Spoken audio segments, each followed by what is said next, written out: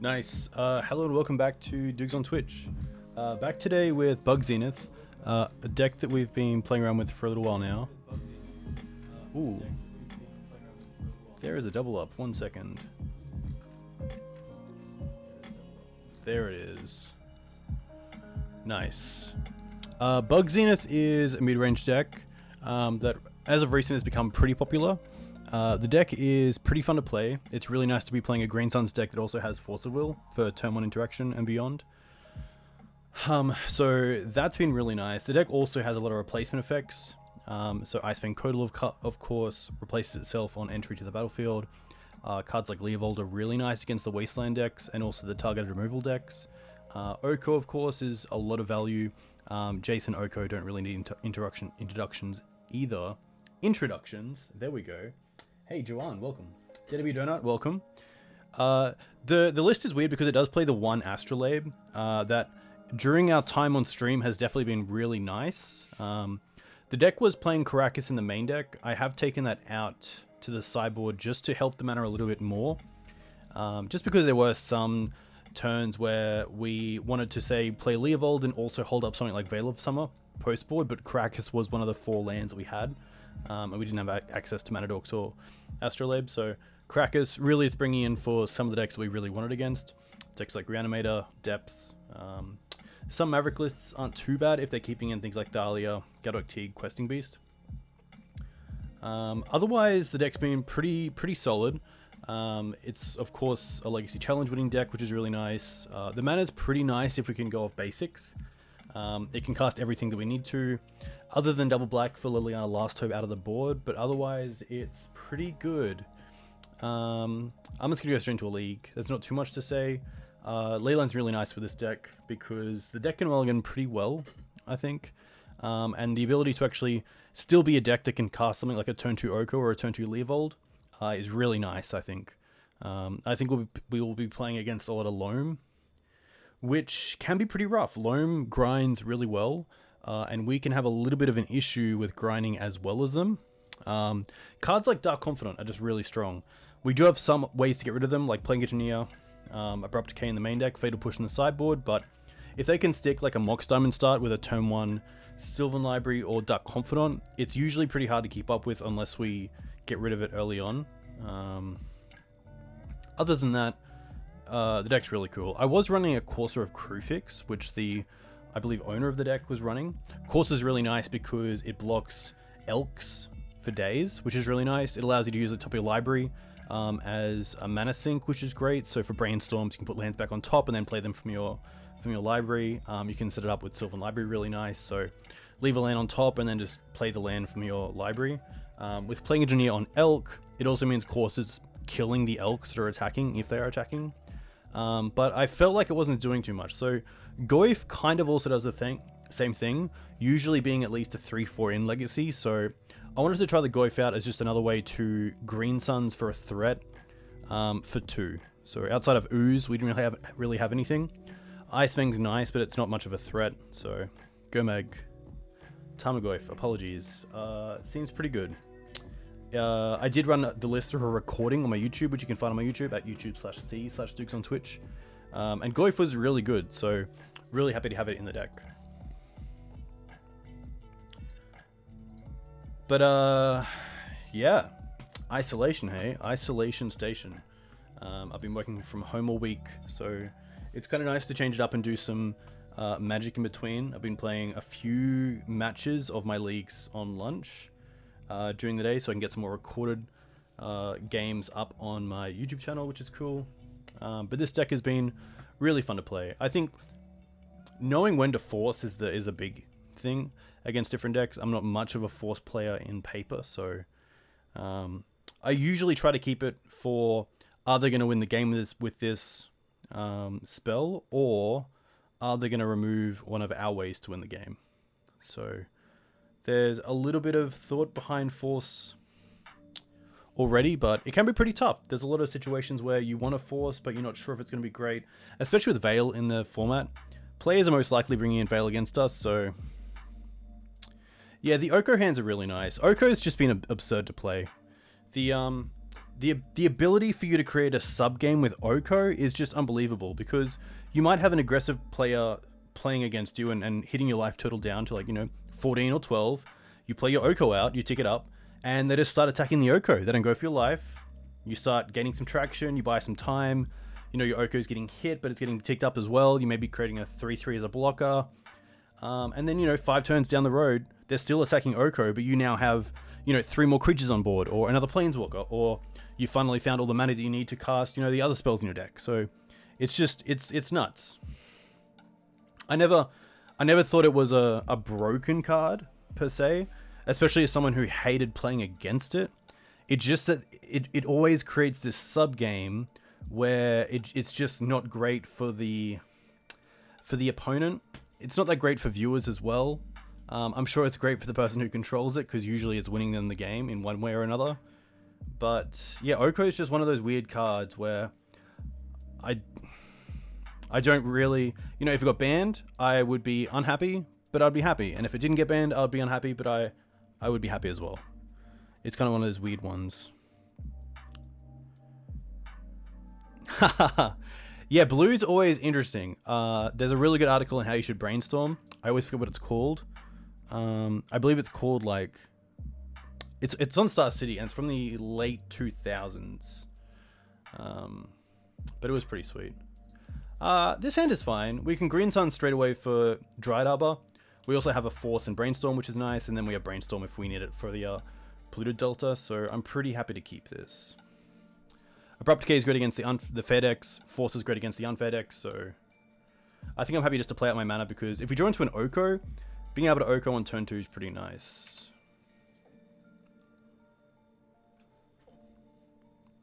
There's no real silver bullets in the deck with Green Suns other than Scavenging Ooze. Everything else is kind of just either beat down or replace itself, like Ice-Fang, maybe buy some time with a Death Toucher.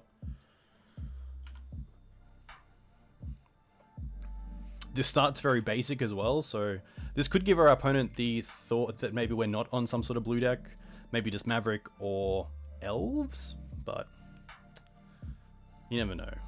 Bloodstain Maya. Bloodstain, I always think of. Duress is pretty good. Duress is interesting. I believe this is most likely going to be Storm. I kind of want to force this, because if they take the Sylvan Library and they already know about the Force, they can probably play around the Force pretty well. And if they are on Storm, I probably want to be pretty aggressive with the Sylvan Library as well. Storm doesn't play Duress. It could be some type of Depths deck. Usually playing Verdant as the fetch. I'm not sure if they usually play Bloodstain Mire as well. They cut it for main deck Veils. Interesting. I think this is fine. The issue is that it kind of leaves us with nothing if we don't force here. I mean, if we let the Duress here resolve and they take Sylvan Library, we're kind of having to draw live off the top, or else we're just being a little bit too reactive. Not a great feeling to turn a Duress into Him to Tarak, but I kind of like it. As powerful as Brainstorm is, I think this Sylvan Library is going to be a massive hit next turn.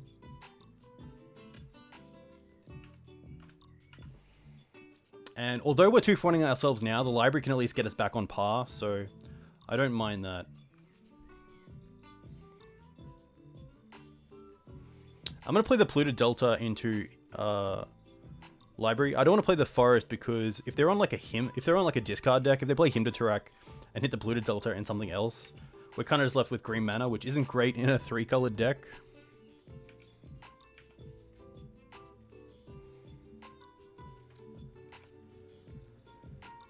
Polluted Delta most likely going for Overgrown Tomb here. Duress, okay.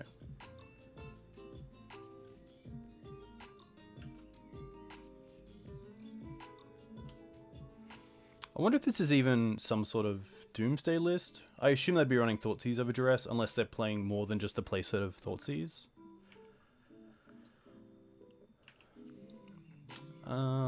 I think I'm going to keep the fetch around. I don't want to fetch now because if I draw into multiple Abrupt Decays, I don't really want to pay life for them. I'd rather just put them back and then shuffle. Brazen and Zenith. I think that Leovold's probably the best play here, so I am just going to pay for both of these. The bounce effect might be interesting.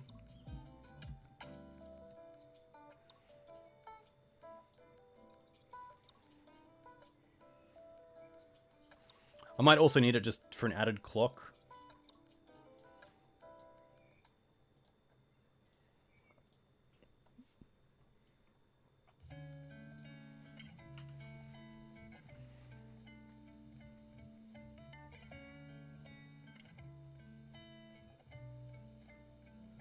Duress, Preordain, and Basics usually means some sort of combo deck. It's just a case of figuring out what it is before they try to go off.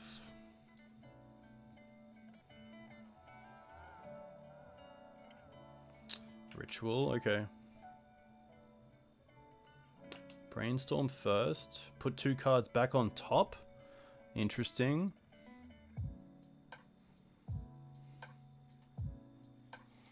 It's interesting that they brainstormed in the face of Leovold, putting cards back on top of their library. Because they can't draw anymore.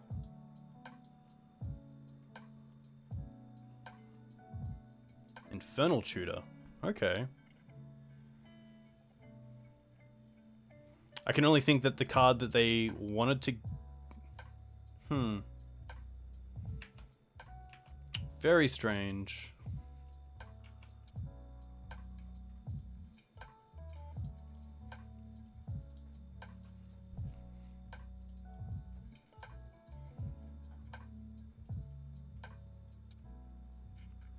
How come it didn't reveal? Either way, at least we know we're up against combo deck, which is nice. Leovold there, of course, doing pretty nice work against the Brainstorm, but we'll see what we draw into. They don't have to? Okay.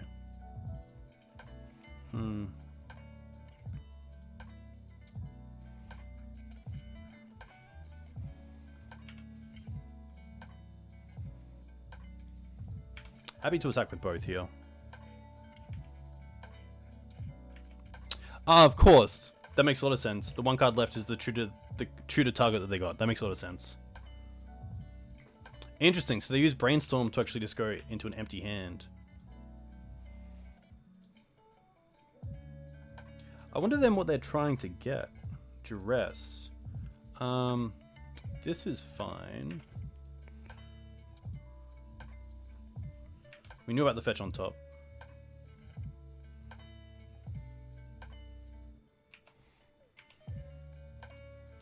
So here I can actually turn this into a 2-turn clock, which is nice. Past in Flames, yeah. So maybe what I'm looking for is something like Green Suns or Scavenging Ooze off the top of my library.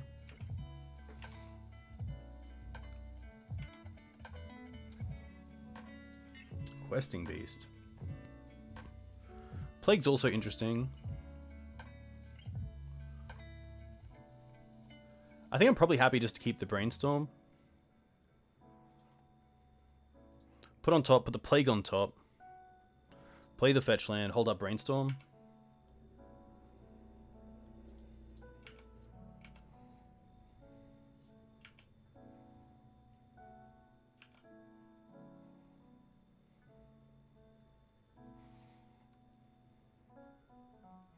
If I really wanted to go for Scavenging Ooze here, we could fetch Brainstorm and then hope to hit either Ooze or Green Suns, but I think we're in a pretty good position. We know it's on top, so even if they go for some sort of empty plan, we know we have the Plague Engineer, but it looks like they just concede, so interesting that it was most likely Ant. So the Decays are like taking out. I still like the Plagues. The Borrower can most likely come out. The Ice-Fangs aren't the worst because they do replace themselves at least. The Questing Beast also provides a lock. So I definitely like Veils, Flusters. Click's interesting. I don't mind Click instead of Brazen. That seems like a pretty nice swap. Oko, I'm probably happy to just drop down to 1. I still like Goyf as a beater. Plagues are still nice, especially against empty. Leylines are interesting, but I don't think we need Leylines. Green Suns I could drop down on, but it depends on how much I want to go for something like Ooze or Leovold early on. I think I'm okay dropping down just one Green Suns. Ice-Fang's kind of nice because it also acts as just an extra blue card for Force of Will or Force of Negation. Uro actually probably isn't where we want to be either. LL is good. I don't think we saw Cabal Red, but they probably have it. Yeah, I do think that Leyline has some merit in this matchup. Hey, Jesus, welcome. So I think that Uro is probably a little bit too slow. I definitely like these. Maybe the Ice-Fangs can just come out for Leylines, but I'm not sure if that's too all-in. I guess Leyline does also turn off Past in Flames. I mean, the blue count's now relatively low. 2, 4, 6, 8, 10, 12, 14, 16, 17. It's not too bad.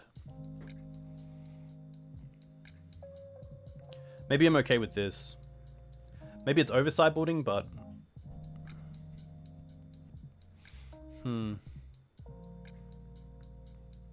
19. Yeah, okay. Then maybe we go down on something else. Maybe because post-board we're kind of on a pretty low... let's quickly look at our pile. Sort by convert mana cost. Leylines don't count. Leylines are 0. I could probably jump down on Goose and just keep this 60. Cut Jace for Borrower. I kind of like Jace Brainstorm though. Sorry, Jace Fate Seal. But I guess maybe if we're at the Fate Seal point, we're winning anyway. Bounce seems okay. Especially just as a 3-1 flyer. It means we can hold up counter magic and then just have Brazen Borrower if we need it. This is a fine hand, but I think against Ant we just want something a little bit more aggressive. Some sort of counter magic, maybe a Veil. You know, this hand doesn't have Leyline, which kind of means we're just brainstorming away Leylines that we hit. I don't mind mulliganing once because this hand is pretty slow. I vote mull too. I could keep this. I think the one thing that you have to definitely know is if you keep this, then Leyline is just a dead draw, so you have 6 dead draws. I can cast everything that I need. And if my opponent goes turn 1 Duress, it's only Brainstorm they're hitting. I think luckily I think we have a pretty good matchup. So I think we have the capability of mulliganing once to see what we hit. And this is nice. The issue is that we only have a snow-covered forest at the moment, so we can't cast this Flusterstorm. But I think the Leyline could hopefully keep them off for a little bit. And we can hopefully just snow-covered into Green Suns and then rip a blue source for either Hold Up Fluster or Oko. It is a one-lander, and I'm not a big fan of keeping one-landers, but because we have the Green Suns, I think I'm okay with keeping this.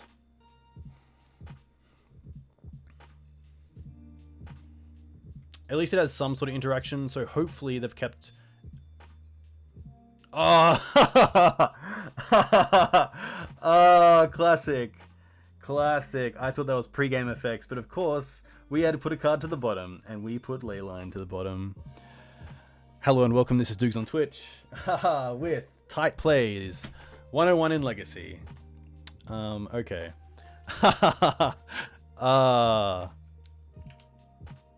That's classic. Yeah, that's where the punt. That's where the pretty massive punt. Oh wow. I'm gonna need to drink after that. Turn 1 Brainstorm. Turn 1 main phase. Okay, here we go. LED. Just play the LED. Interesting. Okay. So now we can hold up Flusterstorm, which I actually like instead of Green Suns. I think that's just a little bit better. And then next turn we can still Green Suns for Dryad Arbor. Sultan McTaylor, thank you very much. That is very much appreciated. That's pretty funny. That's pretty funny.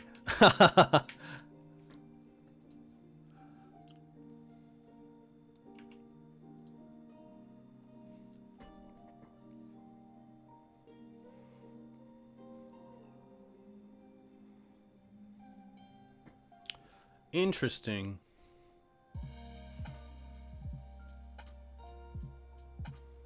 This is fine. They most likely name Force of Will.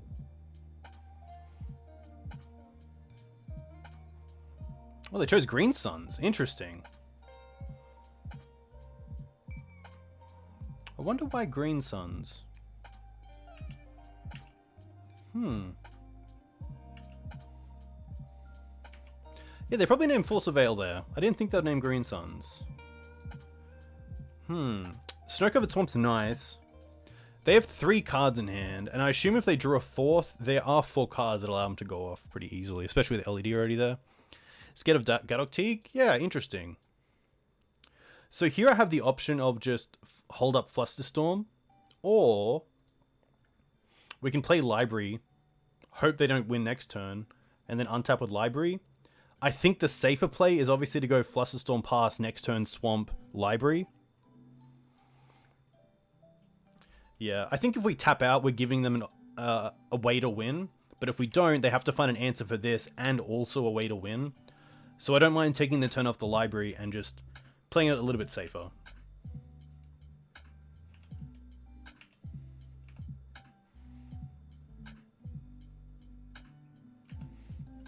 Okay.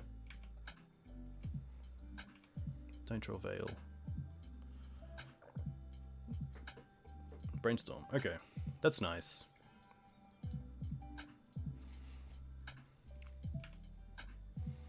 Fetch and response. Interesting.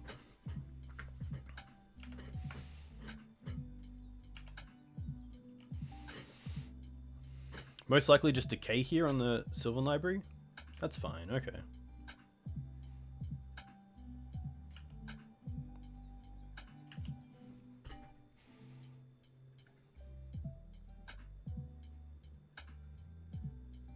Interesting hand, especially with the Brainstorm main phase turn 1. I assume they were pretty close to going off, but they thought that they had to hit obviously 1 or 2 spells of the Brainstorm to have kind of the perfect turn 1 hand. Ritual's interesting.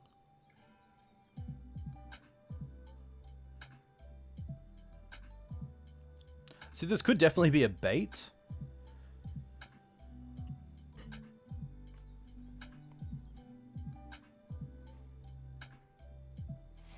If I flustered this, they only have 2 cards left, which I think is pretty good for us.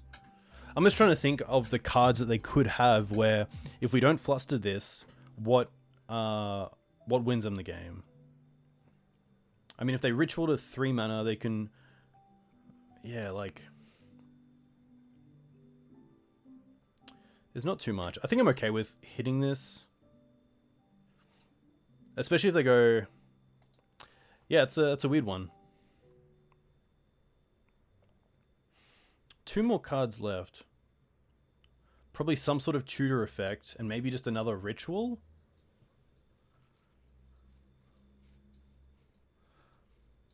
Thoughtseize, Infernal. Yeah, luckily without the ritual, they wouldn't have the mana. I think I'm okay hitting this. And if they want to pay for it, that's fine.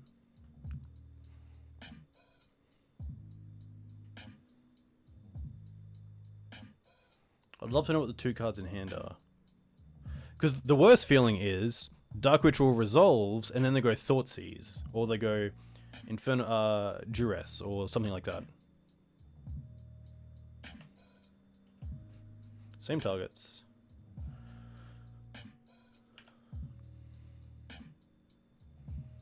At least it's 1 more ritual for the bin.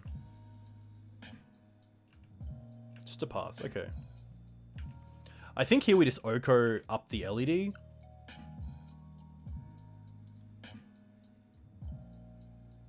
I could Brainstorm to try to hit the 3rd land and then cast this, but I'm okay with this. Taking off LED is pretty huge, and this Oko is going to buy some time at least.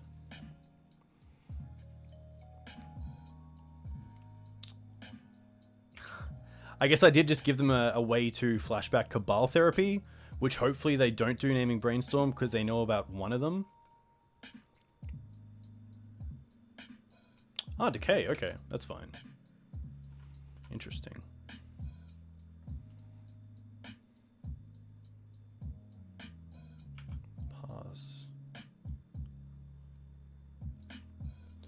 Trop is pretty nice. Definitely playing Trop. And then probably just passing with Click Up. But it's interesting if we want to click them in draw step or not.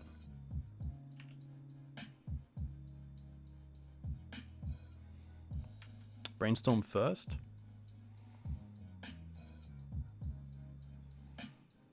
I guess if we brainstorm as well, we know for us if we actually want to hit them first.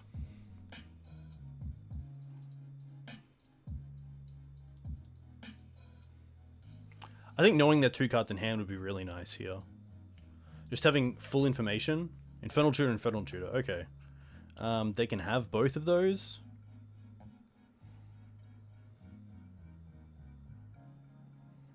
Don't really care about them. They are pretty much anything in the deck. I guess I'm kind of scared of giving them maybe a ritual effect. Or a LED.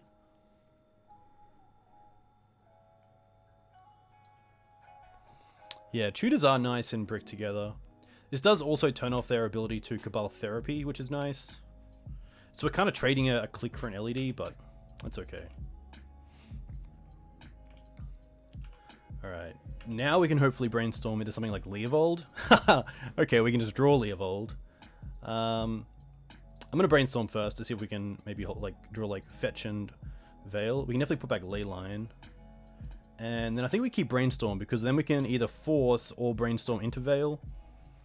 But I think because they only have 2 cards, we know they're both Infernal Tutors, I'm happy just to put this back on top, play Leovold, and then hold up Force.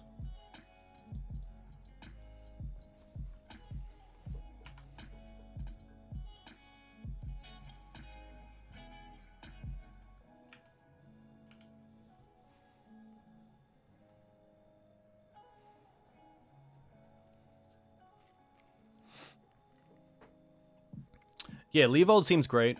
We know about 2 cards being 2 Infernal Tutors. We have Force as well, and we know Veil's on top as well.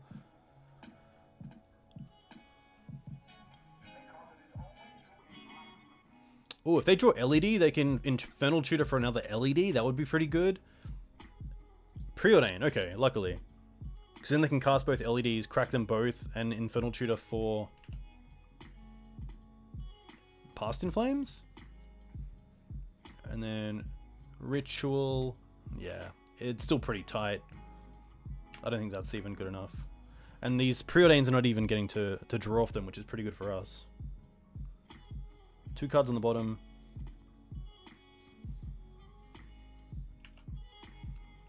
Two cards on the bottom, alright. Definitely 6 here. Untap, Drill a Veil. Attack.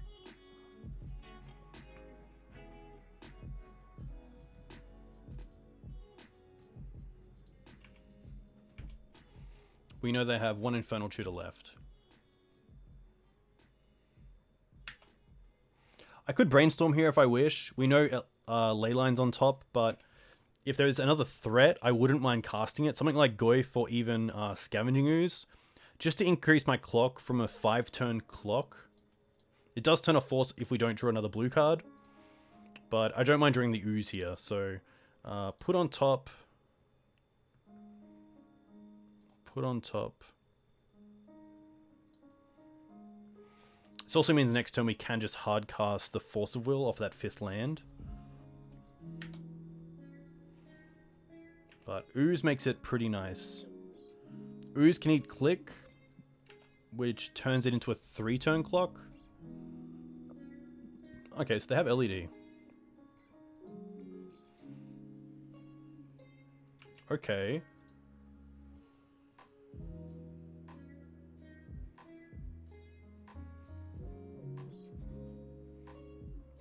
So they can tutor, but we have 1 activation with Ooze.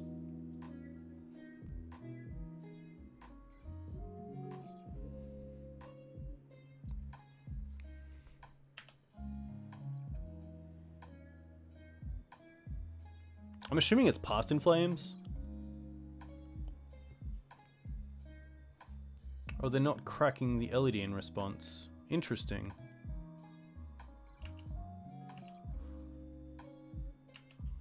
I wonder what they got. They should have Adnors. Okay, interesting. Adnors, luckily, they can't do anything right now.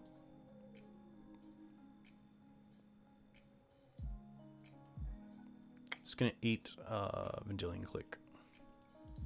Untap, we draw the island. We play the island to have Force up. And we swing in. Yeah, maybe they did miss up holding priority there, because it can be a little bit hard on MTGO, especially knowing what the actual command is. I think it's control. Maybe it's alt. I've actually never really. I don't think I've ever held priority on MTGO.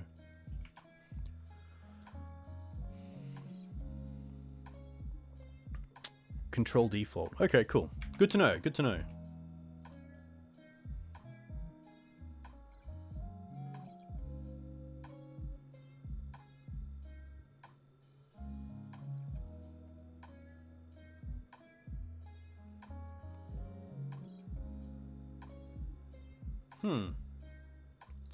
I think we just force this, to be fair. Yeah, I'm definitely happy to force this now that they sack the LED as well.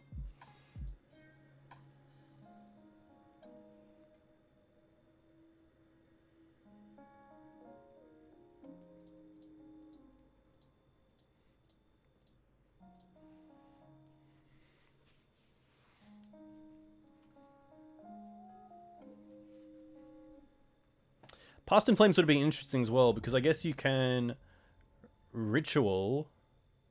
You would have Past in Flames is 5 mana. It'd be tough with only the one ritual, and especially with the Leovold as well, which is nice.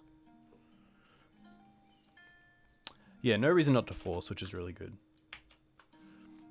Always nice to win the first. It's always a big feel good.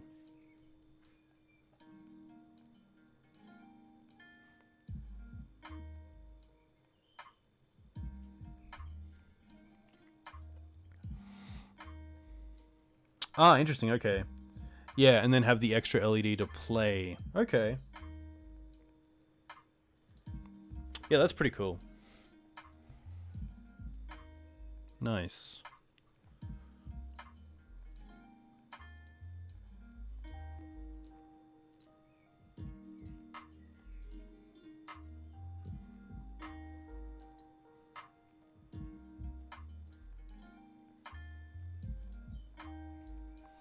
Alright, match 2. On the play, which is nice. Against Galandelf? Okay. Send a sweep. Turn 1 Astro is pretty cool, but I kind of like just turn 1 Green Suns, because then we can hold up just Hardcast Force or Brazen Borrower.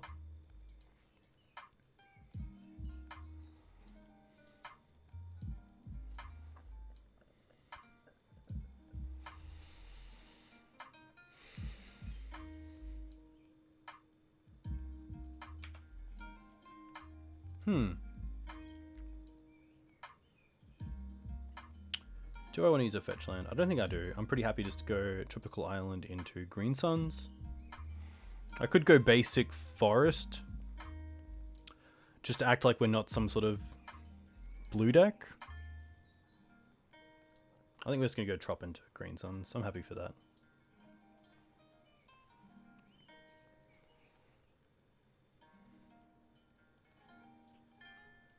Being able to turn on all our 3-drops on turn 2 is just so good. Even something like Leovold here would be really nice. Astrolabe is okay, but I think just because of the power of our 3-drops, I want to have that option on turn 2. Exploration. Interesting. So usually Exploration is something that I want to counter against lands, but because we only have Force of Negation, I kind of want to keep that for Loam, just because of how powerful Loam is. However, we could get pretty boned here if our opponent goes something like Wasteland us. It's not the worst. It's just because we also have Abrupt Decay in the deck, which is a great target. Exploration is a pretty great target for it.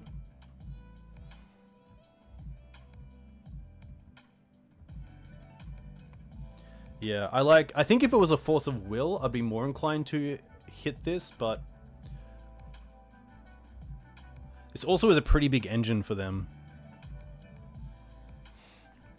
We definitely don't have the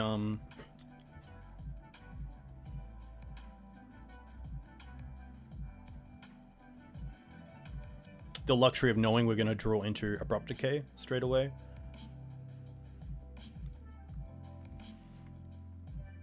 It's just tough because, of course, Force... I guess Scavenging Ooze can also do some work against Loam, but Borrow is also nice against their actual combo if they are playing... this could just be like a Field of the Ruins deck. Field of the Dead, sorry. I can also bounce it with Borrower.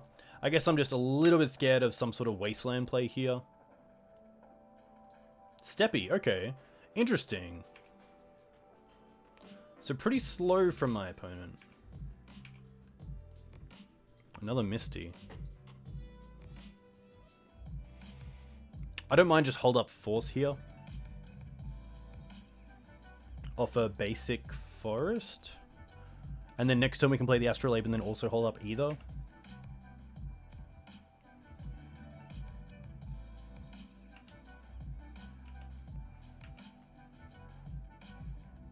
To be fair, green-white depths or this type of land stack might not even play.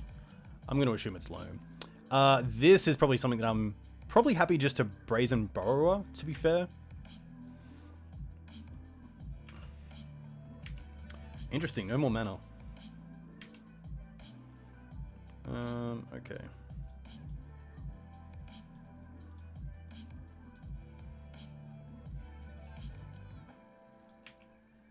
I'm going to keep this around for Brainstorm just in case we draw it. Oko. Well, Oko is pretty nice as well, because we also get the Astrolabe. So we can fetch up basics here. I can also get a basic Swamp if I wish. I think I'm okay with that. So if we go basic Island, and then we can go probably just basic Swamp. We can play Astrolabe.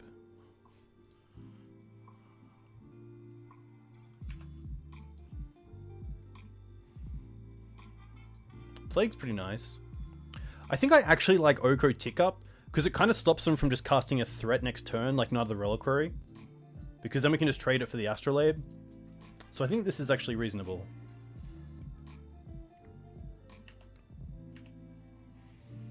This kind of puts a checkmate, or at least a check on my opponent that you can't play one threat a turn, you have to play two.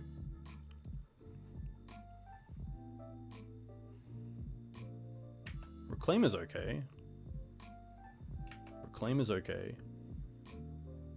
Giver, okay. Well, I guess you can play 3 threats, which is pretty funny because this Plague Engineer is doing nothing right now. This does also mean they probably have access to the combo as close as next turn. Beast is interesting. I kind of like Giver of Runes because Steppy's already in play. The way to probably only get this back is if they play Ramanap, they can Wasteland it themselves and then get it back into play to give pro blue. So I think I actually like Oko trade with Giver. Questing Beast, which also keeps these at bay. So let's do that. Let's go change control. The food's interesting because it puts us above 20 life.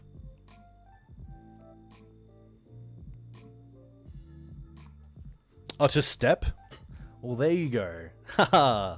A lifetime of Steppy. Sajiri Step. Of course, that just makes so much sense. Hey, Venoms. Thanks for the follow. Let me know where you're from. If you play Legacy, what do you play in Legacy? Gonna play a land. I'm gonna keep this fetch around. Play Beast.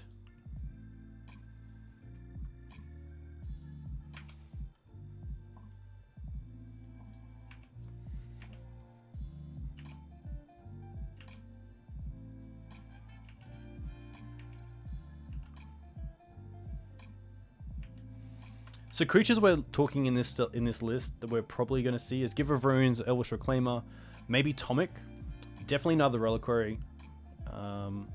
Luckily it's only a 2/2 for now.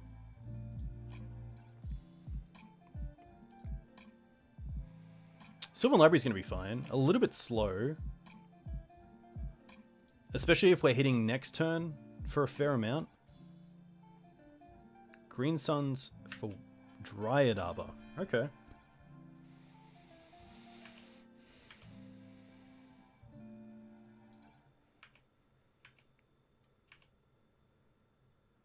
Brainstorm. That's pretty nice. Let's Brainstorm first.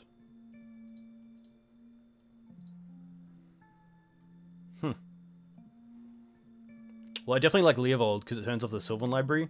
And I kind of also like the Jace because it plays around with the Force really well. So I'm going to go put Scooze on top and then Plague Engineer. Now we can tick up on this.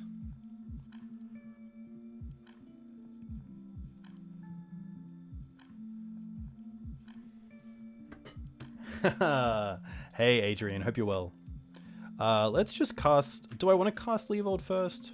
I'm going to attack first. Hey, Venoms. It is the man behind the Green Suns. To be fair, the Green Suns is a community-based site, so it is based on the power of the players who play Maverick. You're more than welcome. Thanks for tuning in. Alright, damage is nice. And now just having another X3 is really good as well. This deck's really come together really nicely. And that's just a concession because they obviously found out that they can't use Sylvan Library anymore because of the Leovold, and the Canopy can't be cycled. They're just in a really tough spot. And next turn we can probably even just get there with going wide. So pretty lucky. This is definitely where I want Karakas. I don't really care about Veil of Summer because they're just a green-white deck. Fatal Push is definitely really good. I don't mind going down on some amount of Force of Will. Abrupt Decay is great. Ice-Fang Coatl is great. Uro is pretty nice. Oko is pretty nice. The Plagues are interesting. I find that green-white Depths is definitely pretty resilient to Plague Engineer. It can hit... It can block Night of the Reliquary and cards like that, but it doesn't really kill anything. It kills Dryad Arbor. It doesn't kill Tomic, Giver of Runes, Elvish Reclaimer, Night of the Reliquary, Ramanap if they're playing it, Tireless Tracker if they're playing it, but I still think it's okay, even just as a really nice way to keep something like Night of the Reliquary from attacking outside of, protection. So definitely go down on Force. Green Suns is also an interesting one. I think Green Suns in this matchup can probably come down. Force of Negation is interesting as well. I think probably Force is a little worse than Force of Will because I don't believe that green-white Depths usually plays Loam. Pithy Needle is also fantastic. So this is currently 61. Leovold is interesting. They're definitely playing Karakas. I don't mind that Leovold just draws a card every time they bounce it, but I think we can probably just go down to 1 in the deck. Goyf is still really nice, especially in those early turns where the graveyard might go a bit better. Karakas Click is cool versus Marit Lage. That's very true. So is Karakas on Marit Lage. But yeah, very true. Being able to block with Click is pretty sweet. Maybe the extra Force just isn't worth it. Maybe I'm able to play a bit of a fairer creature deck. Plague Engineer for the second Leo is definitely very interesting. Liliana is also pretty interesting because it does create kind of a small sub-game that they have to answer pretty quickly. Yeah, I might even take out the Engineer for Last Hope. Just because Last Hope is definitely a threat that they need to play against. Definitely need to get rid of. And they don't have anything, they have no reach. They have no anything like Abrupt Decay. Let's just play the third Force. I'm going to see how this goes. This seems pretty good.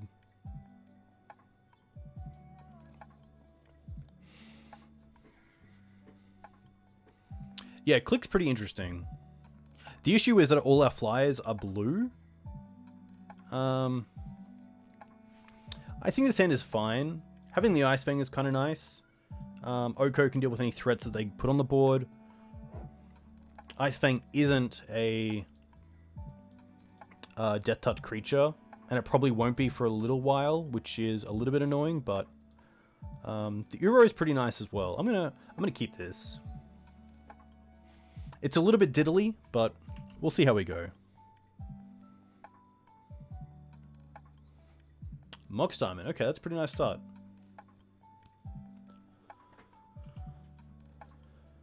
This sort of start also makes the Elvish Reclaimers just so much bigger as well.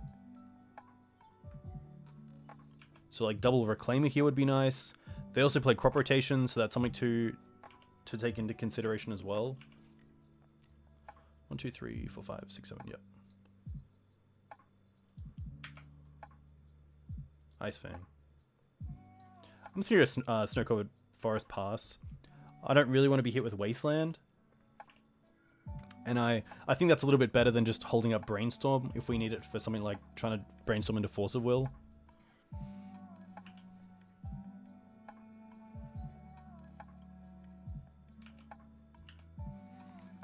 What does Depths get from white? So one card they could have is Celestial Purge.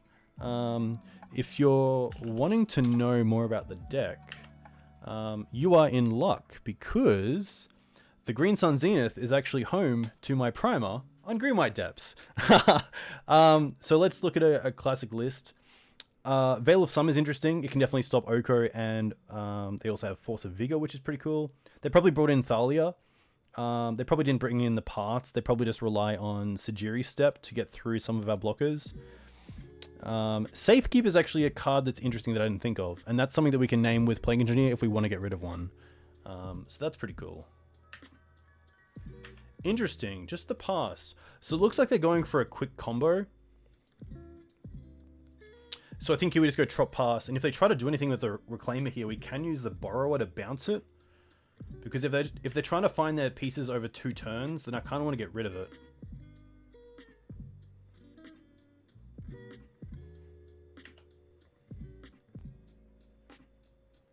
Dark Depths, okay. So I guess what I'm scared of is they make their 20/20, and then we go Brazen Borrower in response, and then they have the mana open for crop rotation into Step. But I think that's fine, because if we have an Ice-Fang down, and they do this in our end step, and we Brazen Borrower then, the Step protection isn't around for when they actually have to attack through the Ice-Fang. So we can buy some time, and Oko is pretty nice as well at turning that 20/20 into a 3/3, which is kind of cool. Hey, Sean, welcome. I hope you're well. Hope everyone is well with the virus around. Pretty different times. Okay, let us have it. Interesting. So now they're getting aggressive. Okay, that's gonna be fine.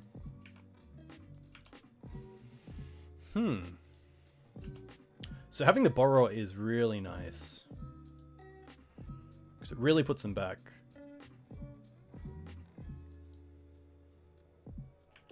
And they don't have the mana right now to actually cast an extra crop rotation. This kind of list doesn't usually run Elvish Spirit Guide, so we're pretty right there as well.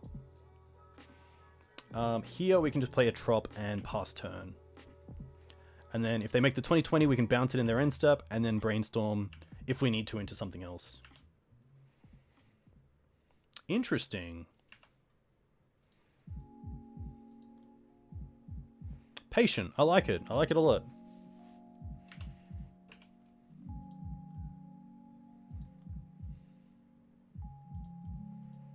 This is going to be fine.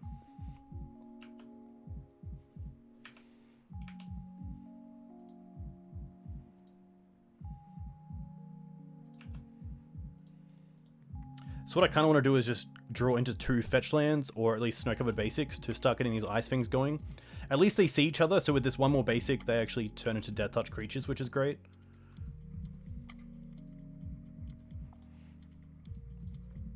So I think I'm happy just passing like this.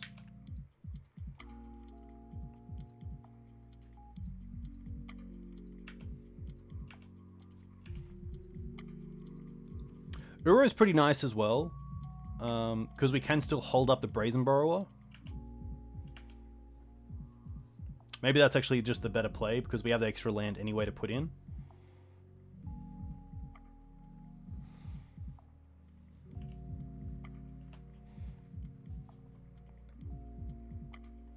No attacks, which is great.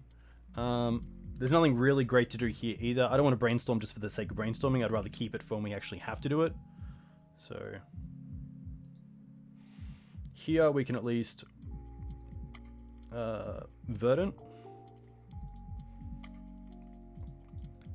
Uro. Hey Jax, thanks for the follow. Let me know where you're from. If you play Legacy, what do you play in Legacy? We'll definitely draw first. Astrolabe, okay. Probably put in the Misty, because it might just get us closer to actually getting the Uro back into play.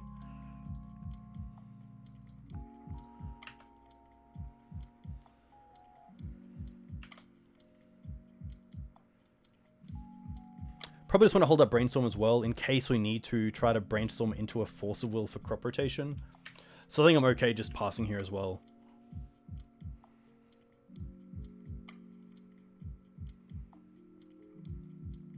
This is fine. This one, this is only non-land. Yeah. This is now fine. Now we can fetch. Just gonna get a snow-covered swamp. Could also Brainstorm first if we wish, because then we can use the fetch land quite well.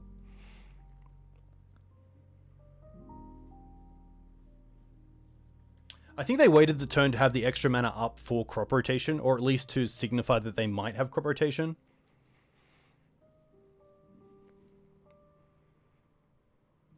Now the question is, do I want to Brainstorm here and then use the Misty to fetch to play the Brazen Borrower to try to find Force of Will, or do we just hold up the fetch land for Brainstorm?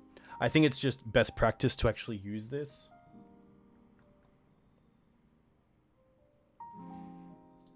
Yeah, let's Brainstorm first. Come on, Force. Nah, not the greatest. I'm going to put back the Questing Beast, and I'm going to put back the Underground Sea.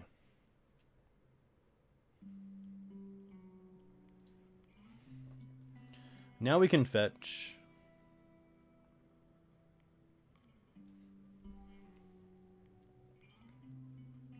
Brazen's quite nice because if they do have crop rotation for step, they have to use it in their end step. And then when they go to attack in the next turn, they won't have another way to give pro.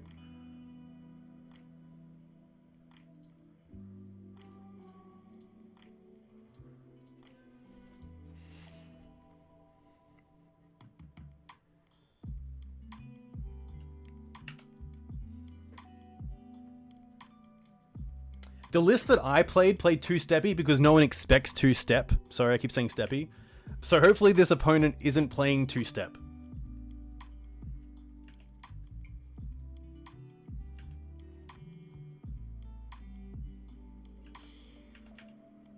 I'm going to assume they're not. Oh no, if they're doing this, they definitely play two-step. Why do you make primers? Classic. Yeah, nice work. Okay. The old 1-2 step. The old 1-2 step. Okay, so knowing that, do we want to change anything?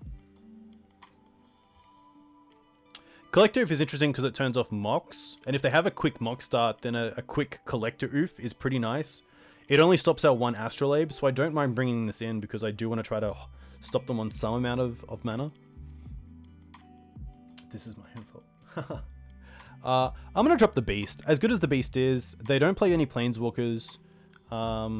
It is a nice way to beat them down. But if they have a big Night Out, then it's not the greatest attacker. I guess it does mean that they can't Maze with it because it actually pushes its damage through Mazavith with how it's worded, which is nice. Click is interesting. I guess Click is also nice because you can try to get something like a crop rotation out of their hand when they don't want to use it. So maybe I just want to take out the Questing Beast for the Click.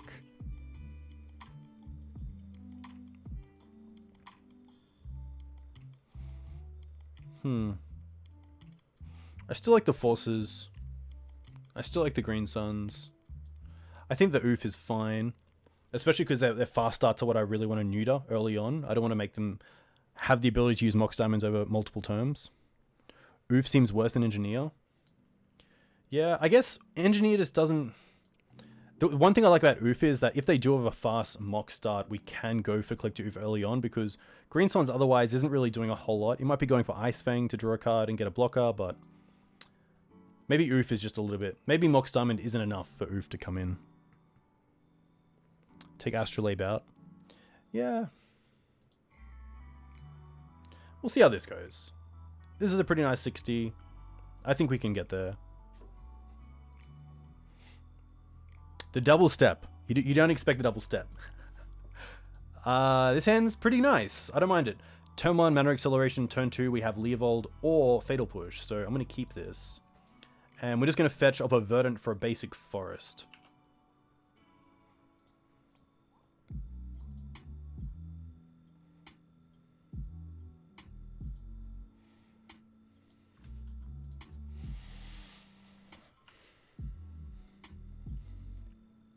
Leovold's pretty nice because they might play some number of path, but turning off Sylvan Library is pretty huge. Exploration's okay. Thespian Stage is okay.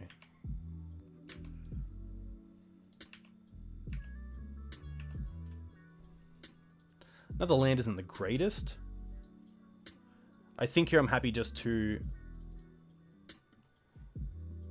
fetch for a basic swamp and go for Leovold.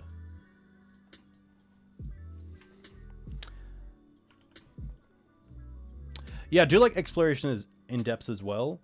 Sometimes you do rely on Mana Dorks, but I like Exploration because it plays around so much removal. Bog's pretty... not too annoying. It's funny that we actually get a Leovold trigger off this, which could really count. Especially if we draw into an Ice-Fang Coatl. Dryad Arbor, okay. Not as great. This does put back our ability to cast Uro quickly, but I think it's okay. I was actually quite scared of just land Dark Depths there. They're going to crop. Interesting. It looks like they're just going to go for the combo, perhaps. Unless they want another green source to actually cast something. Hopefully a creature, so this Fatal Push isn't just dead.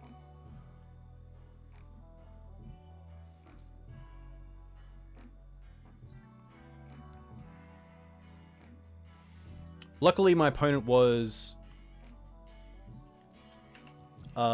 pretty patient last game, so hopefully they're patient now as well if we just hold up mana, if we don't draw anything here.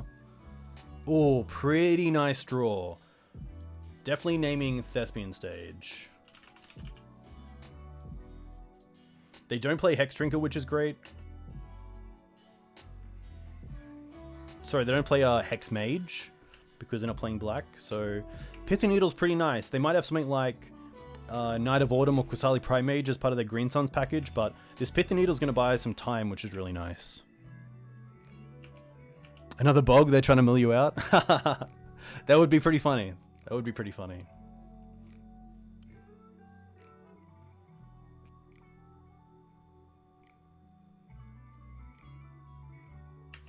So the Needle's fantastic, because here they only have access to 3 mana. So if they're Green Suns for 2 for Qasali Primage... Okay, we actually have the answer in Fatal Push anyway. Giver.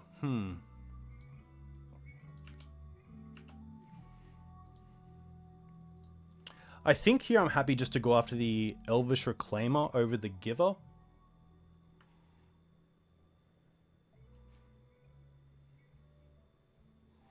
But it's tough.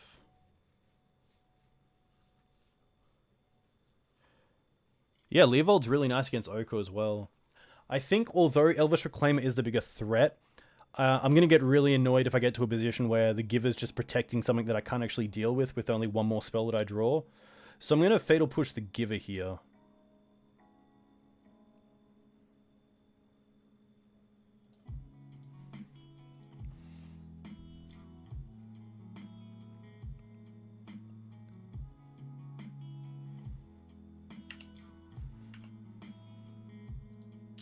Green Suns is pretty nice. We can Green Suns for a few things. So we don't have Questing Beast, which would have been really fun. I apologize. But we do have Leovold's already in play. We can just get Ice-Fang, which I don't mind. Ice-Fang's kind of nice because it also just draws us a card.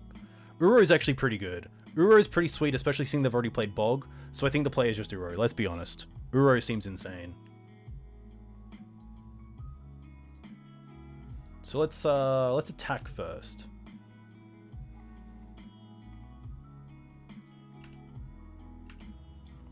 Uro also puts us above 20 life, which is relevant.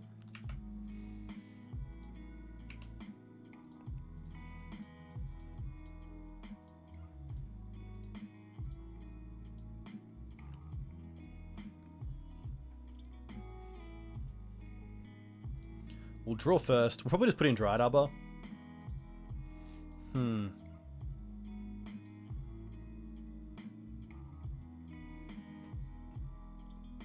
Yeah, I'm happy with just Dryad Arbor. We should be able to fuel this out anyway next turn. Unless they have something like Scavenging Ooze.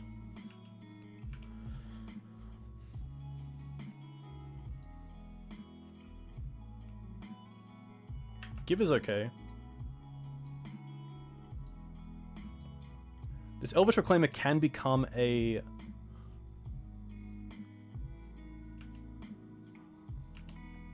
Yeah, Dryad also fuels the bin, but I assume they're going to keep it back for some sort of utility.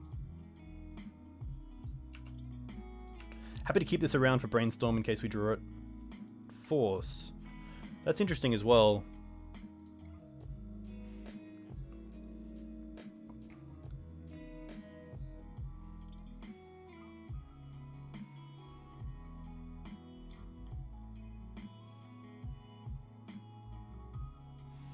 So what they could do is double block the Leovold,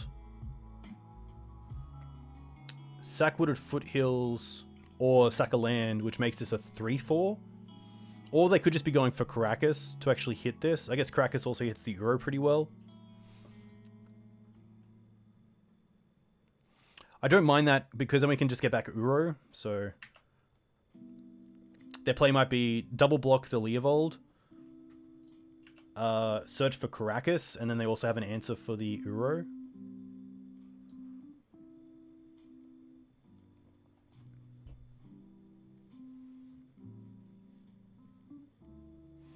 Uru does do the same. That's a very good play.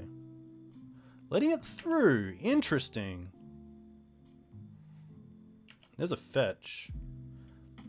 Maybe they want to draw a card on their turn.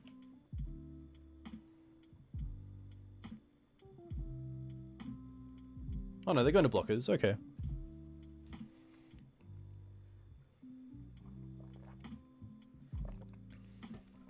Maybe they want to go for step here.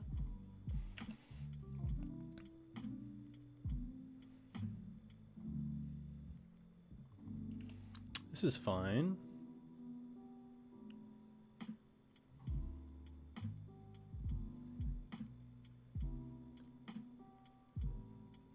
Step's fine. Okay. Leovold doesn't die, which is nice. And they haven't got Karakas yet, so it does take an extra turn because of the untap. So let's just pass back. Nothing to really do here. One more card away from getting Uro in the bin, so I hope they cast something here so we can actually force it. If it's Green Suns, I'd be very happy, because then it stops the Pithing Needle from leaving play. But it looks like it just might be a pass.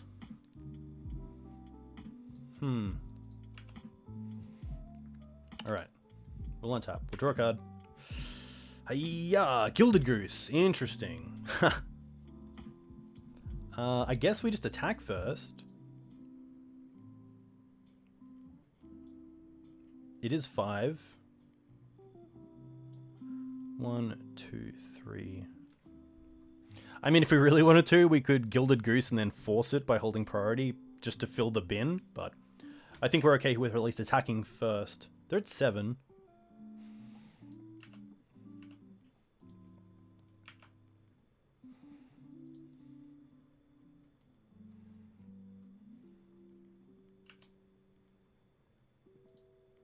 Pro's fine.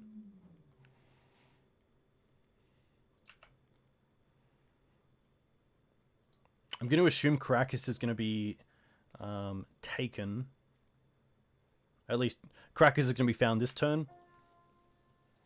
Play the island, so we still have force up just by fetching. We don't even have to fetch for it, which is nice. At least with Karakas, we also get to draw a card, but it looks like they're just not going for it.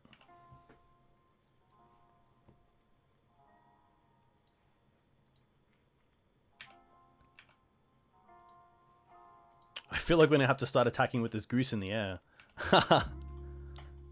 Ice-Fang. Okay, that's a start.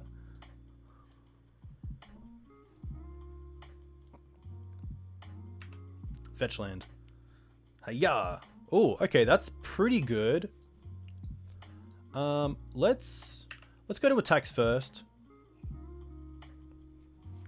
Because if they give the pro to Elvish Reclaimer, we can destroy it in response, which takes them off their only real threat right now.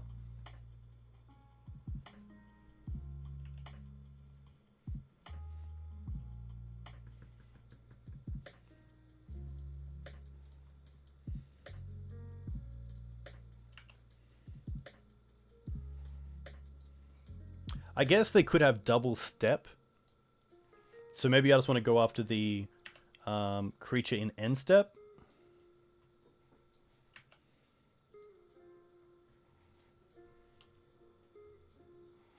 Two, three, four. Because if we decay here, I guess we could also decay our own creature just to get the Euro in, but I don't think that's worth it. I think we're happy just passing back. And then starting to attack in the air. If they tap Reclaimer here, we can actually just decay it in response. And I think we will do that.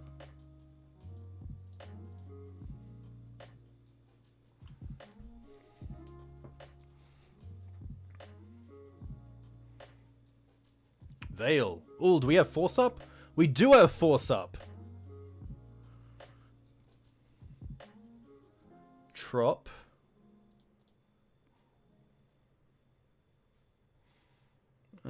Trop. Oh, we don't. 1, 2, 3, 4. Yeah, we do. 1, 2, 3, 4, 5.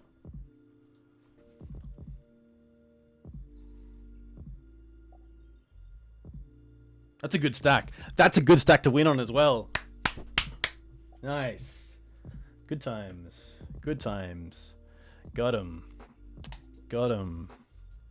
But to be fair, unfortunate for our opponent, they didn't really have anything outside of that Elvish Reclaimer. They did have the combo, and then we obviously just drew very well and drew into the Plithing Needle, but outside of that, they didn't really draw into anything. No second piece of... no second threat, which is pretty tough for them because they kind of had to block each turn. They probably wanted something like a Knight to start at least trying to deal some damage to us. Yeah, Needle was really nice because then they have to find Green Suns most likely. Really needle them out of the game. Adrian, that's what you're here for. That's why you're a mod. That's the kind of input that I expect from my mod team.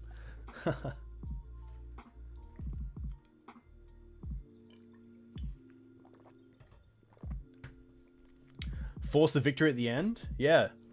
To no avail. Haha. It was abrupt.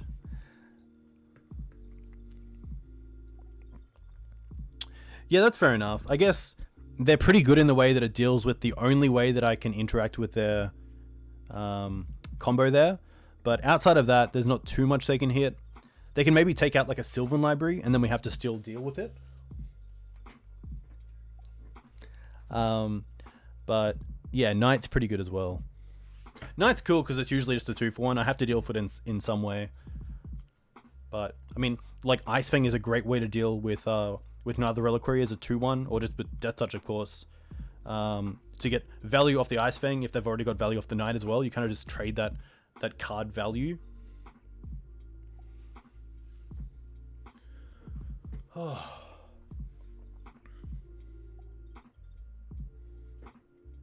Yeah, I think BUG has a few tools to deal with green-white depths. Dark depths can be an issue with the double step as well. And to be fair, they're like maybe not waiting for them to tap the Elvish Reclaimer is fine, because if you can remove a second step from their deck, then you're pretty happy.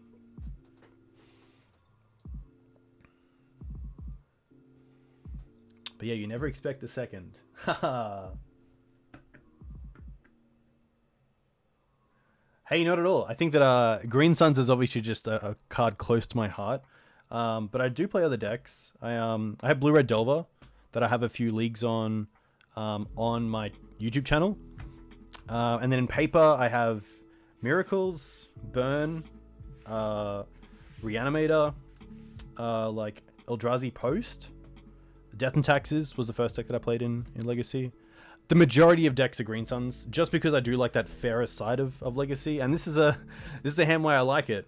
I don't mind this hand. There's no force, which is probably the big part of why Bug's so good, that you do have that interaction on turn 0, but I mean, this hand can be something like fetch for a basic, Forest, Green Suns for Dryad Arbor, and the next turn we have Scooze with backup, or just a turn 2 Plague Engineer, which is kind of nice, so I'm going to keep this.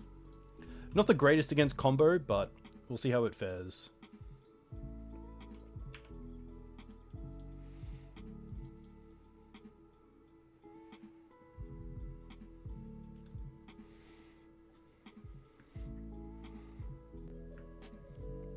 I would love to see Plains Mum here. That would be really nice. Or like something like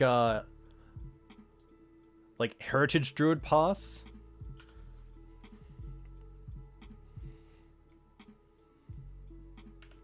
I do like as well that the Misty Rainforest and the basic into Dryad Arbor kind of also doesn't really give a tell of what we're on. Duress, okay. That's okay.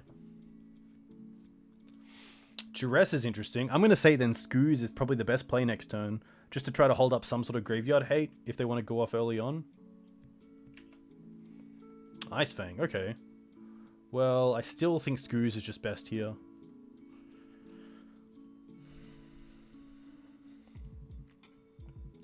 Storm or Doomsday, yeah. So I do like keeping the green up here instead of getting the 1 in. I could see the point getting aggressive, but I think losing to a graveyard win where we could have just stopped it through 1 green is definitely not how I want to lose this game. But there's probably merit to both. Trop is interesting.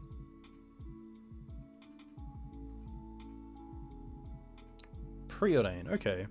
So the Duress and Preordain most likely give away that this is some sort of combo deck. Most likely Storm.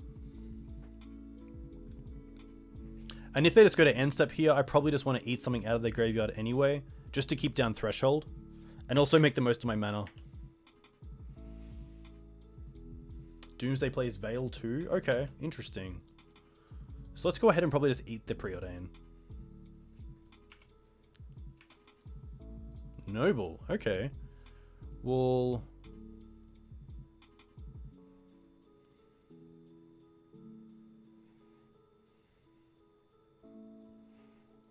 guess we want to find out what this Ice-Fang is going to bring to us first. What's the best draw? The best draw is going to be probably a Force, because then it just turns on all other blue cards. Oko is pretty good. Play a land.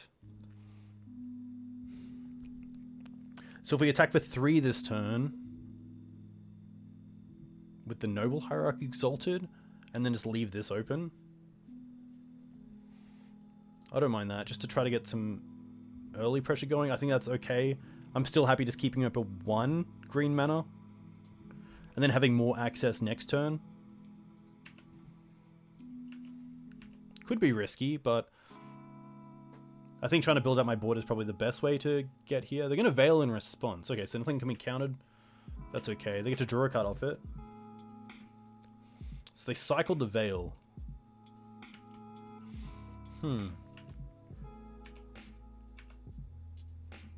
Hopefully a small sign of desperation. Maybe seeing the creature suite that's in front of them. They don't think we're on a Force deck, and they don't believe they need to hold the Veil for counter magic like Force of Will. I kind of hope it's one of those two. Desperation to find something else, and just to cycle the Veil. Or 2, they don't think we're on Force. Dress. That's going to be okay. Unfortunately. Pass back. Okay. Well, I think again we're just going to eat here. Have to get a black source. So let's go for a Bayou. We can also then hold up Hardcast Force next turn.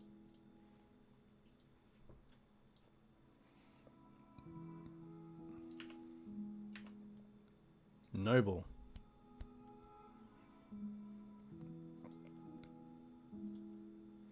I could keep this in hand to act like we just have Force of Will, but I think I'd rather just start attacking with everything. Could attack with just the Screws, let's be honest. It does the same thing with Exalted.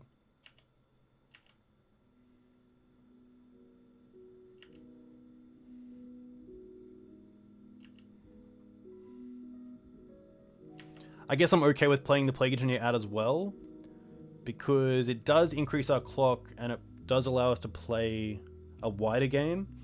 Because if we're attacking for 4 a turn, we could also be attacking for 2, 3, 4, 5, 6 next turn, which pretty much puts them on a 2-turn clock if they don't have a fetch land. It's definitely a miracle that we're not dead already. That's 100% true. But I think it's probably correct just to try to get as much out. We'll name Goblin. At least it turns off the empty plan if this is an empty deck. Probably already turned off by our creature suite, but we do have no cards in hand. Our combo opponent is going to now have 7 cards in hand. Interesting. Veil again. I guess we cast a black spell. Okay. Oh. This is where we just sit and hope. I do hope they were. I feel very vulnerable right now. And that's the thing, like, I think when you're playing in person, maybe keeping one of these cards in hand is just a little bit better, because you can give off the body language that you feel like you have a great card in hand, and your opponent might actually, you know, misinterpret that as, oh, maybe I can't go off this turn, maybe I need to find like another Veil or Duress before I go off. But I think online people just know you can just go.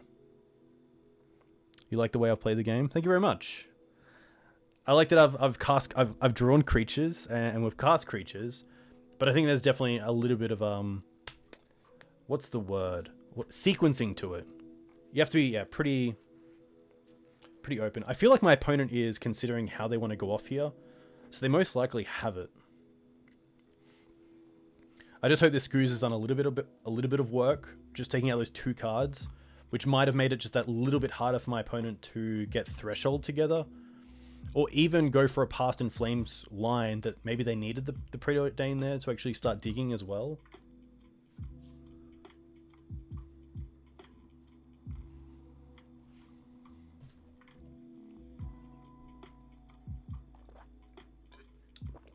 He knew from Duress, that's very correct. Looks like just a pass. Interesting, okay. We're definitely eating the Veil here. And then we're untapping. We're drawing Force of Will.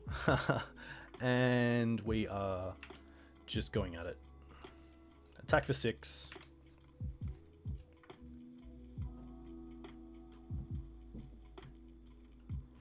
I like holding the land here because then my opponent might think, well, it's not a creature, they would have played it, and maybe it's not a land because they probably would have played the land too. So at least this gives them a little bit more doubt. Even though it's nothing, it's nice to have. We know it's not a force, but they might not. Preordain, that's going to be okay. So what we do hope to see is bottom.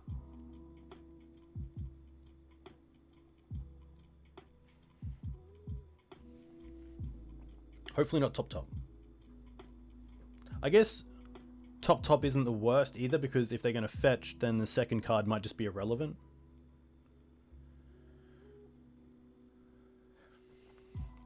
Yeah, it's always interesting because like this game has been just play pretty much what do you call it? Vanilla 2/2s and 1/1s.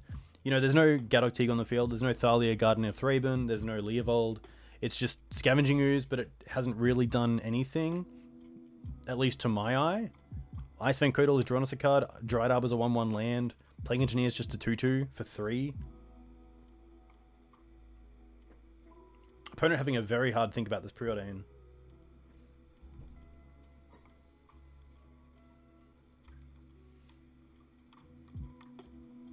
Spellbomb's cool. I like Spellbomb, especially that it cycles itself. 1 top, 1 bottom. Okay, so 1 top, draw, and then fetch. Volcanic.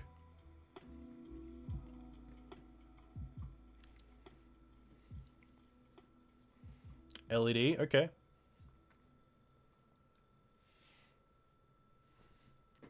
Chrome Mox, interesting. Does Chrome give away that it's Tess over Ant? Or does Ant play some number of Chrome Mox? Or could this just be in something entirely different? It's Past in Flames, okay.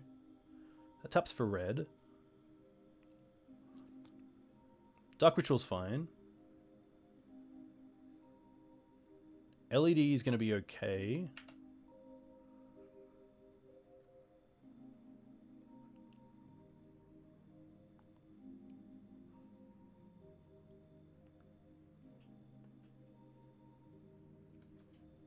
I believe Tess is quicker because it plays Rite of Flame, Chrome Mox, Mox Opal.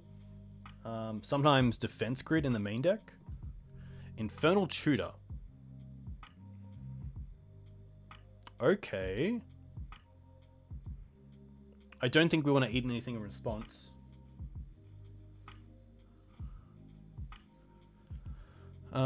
This is going to be fine.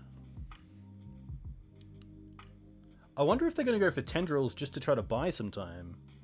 I guess they're very close to just Infernal Tutor for Infernal Tutor, Infernal Tutor for Infernal Tutor, and then Infernal Tutor for Tendrils? That just kills me, right?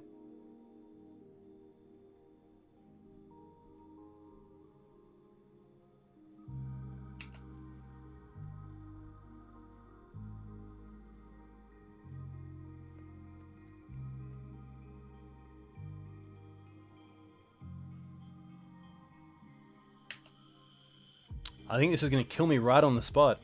And we don't have a way out of it. Haha, rough. Because there's no creatures in the bin. So that is very cool from our opponent.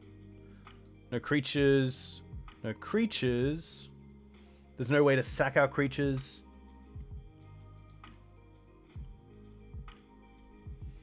I think this is just game, unfortunately. There's nothing we can do. There is nothing we can do. Unfortunate. But a pretty sweet game. So we like the Veils. We like the Flusterstorms. We like the Collector Ouphe. The ley lines can go over here. The Click is interesting. I think the Click is better in this matchup than the Borrower. We did kind of play against this turn 1.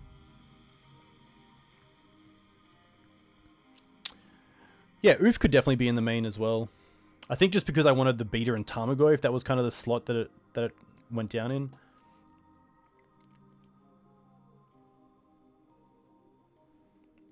Let's take out the Decays. Engineer is interesting, but I don't think it's really where we want to be. I think we can take out some of our higher threats.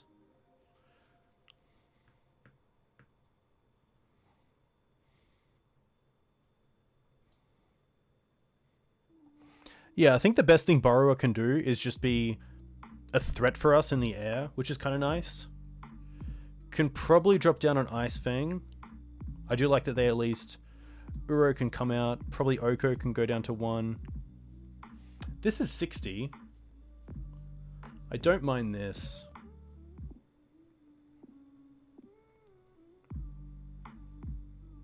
Still have a pretty high blue count as well for Force, which is nice, so... I'm going to see how this goes.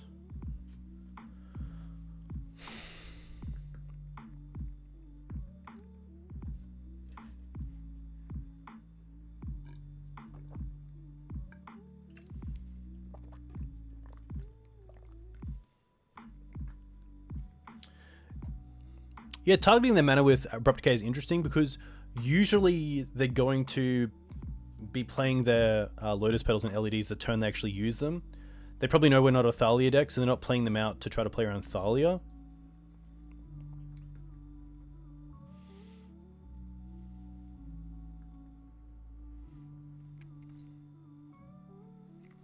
But Decay is interesting. If we saw any other sort of permanent, like I don't think they're going to bring in something like Xanted Swarm, but that could definitely be something that we might want to deal with.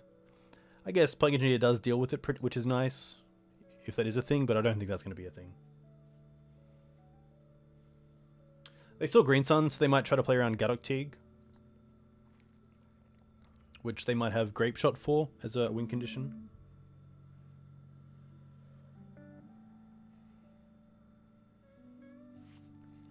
I'd love to play first. And sadly, this hand is just a little bit too fair. It's a very nice hand. We can cast everything. We have Fast Mana and Noble Hierarchs. We have Aggro for turn 2. We have Ice-Fang for turn 2. We have Scavenging Ooze, but I really want Force of Will, maybe Flusterstorm. A Leyline would be great. I think I'm happy to mulligan this.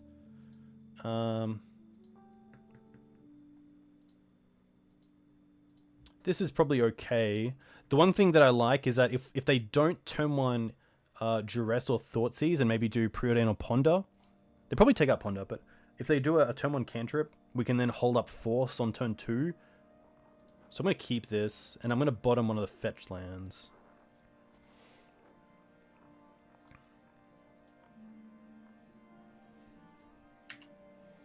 So I'm going to go for Trop, most likely, off this Misty.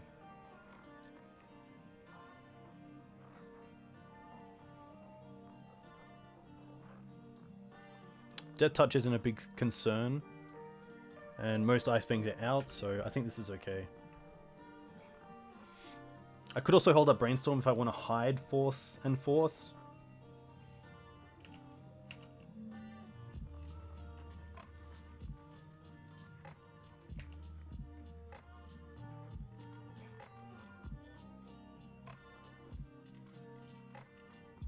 Trop's nice.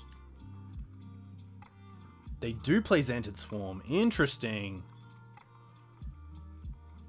Well, I feel like I need to force this because otherwise my only outs are Oko and Plague Engineer. Because I believe K's are in the bin. 1 Oko. It's pretty rough. The upside is that we get to keep up Force of Negation next turn.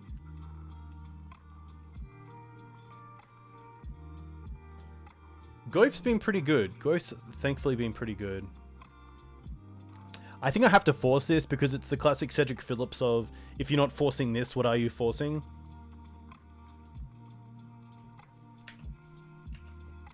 That's pretty rough, but at least now this Force Negation is still online. Outside of Veil of Summer, which is pretty rough. The real feel bad is drawing Oko or Plague Engineer here. Screws, okay. I think holding up Force Negation is fine. It also might look like we're holding up Veil of Summer, which might stop my opponent from trying to do something like a Duress here.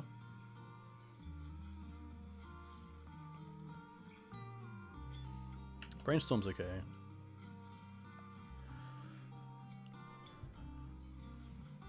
The only issue with holding up Force of Negation is that I'm not committing to my board, and therefore I'm just giving my opponent more time to set up to most likely play around 1 counterspell like Force of Negation and then just go off after that. I kind of need to start at least putting something into play. So maybe at least if I draw a blue card, I can hold that up for Force of Negation and then just play out the Scavenging Ooze, which can be at least a 4/4 the following turn because it can eat the Zenith Swarm and then attack with Exalted.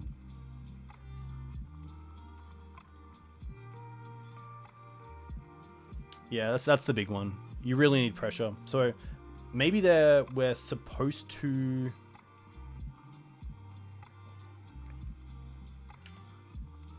I mean, if this is like a discard spell, then we kind of have to go for Force. Petal's okay. Petal does mean that Veil of Summer is now online. But I don't think I'm forcing a Petal.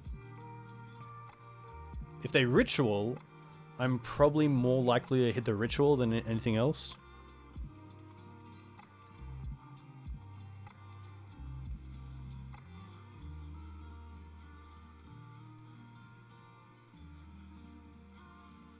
Gonna go for a Bayou just because it's an extra green source if we need it for the Scoos.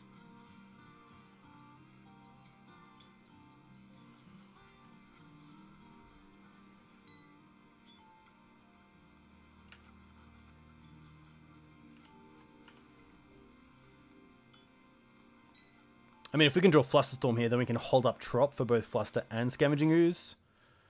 Okay, I guess I'd rather have 2 open mana and Scoos than have Scoos and a random card in hand.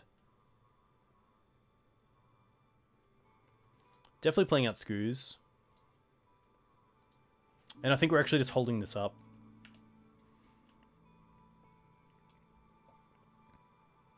Because this could be many things. It could be Flusterstorm, it could be Veil of Summer. And if they cast something like Thoughtseize or Duress, then I'm pretty happy with that. The one downside of keeping this forest in hand is if I draw land Force of Will, I'll be 1 mana behind. I guess I won't be. Oh, I should have eaten there. I definitely should have eaten. Sorry, I was talking. Yeah, countering Ritual was nice. The one thing I hate about countering or not countering Rituals... This looks like Decay.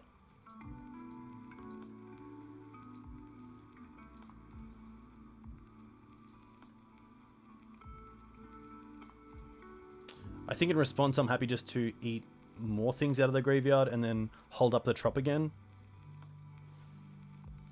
Just to try to keep... this is already getting eaten. Just to keep him off threshold a little bit.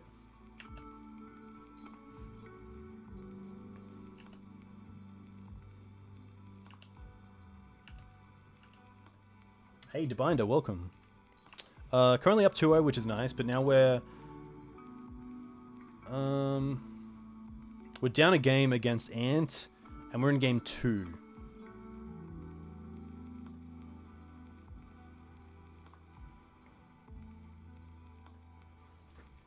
So pretty tough, but we have the tools to win, so just gotta hope the top of the deck is nice to us. Even a Brainstorm wouldn't be bad, because we get to at least try to dig for something like Leovold or Flusterstorm.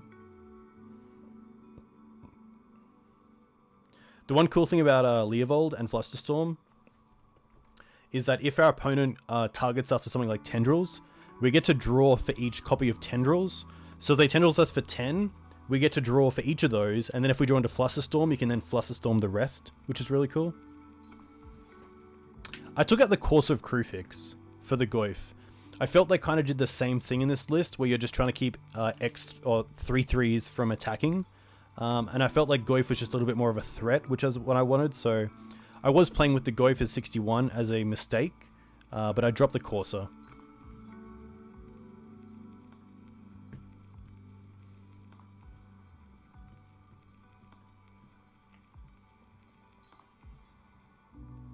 Infernal Tutor.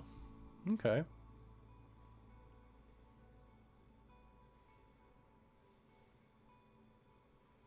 This does look like Adnor's.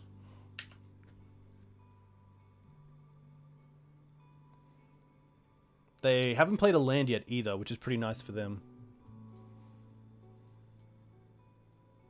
And they'll have a floating mana. Oh, Tutor again. Interesting. I wonder if they're just going for empty. Surely not. I guess they also have the Lotus Petal. Empty. Okay. We have some draws, which is nice.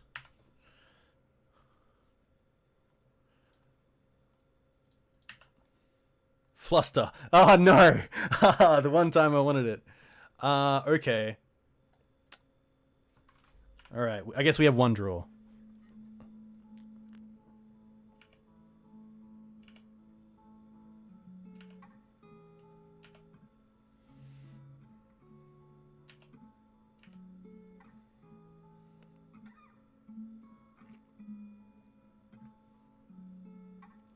Yeah, I think it's worth keeping the Noble here because at least we can hold it up for blue to try to brainstorm into Plague Engineer. Does Uro buys us time? Hiya! Ah, rough. We have nothing. Rough. What was next? No, I shouldn't look. Polluted Delta. Okay, we're definitely dead. Rough. We're 2-1.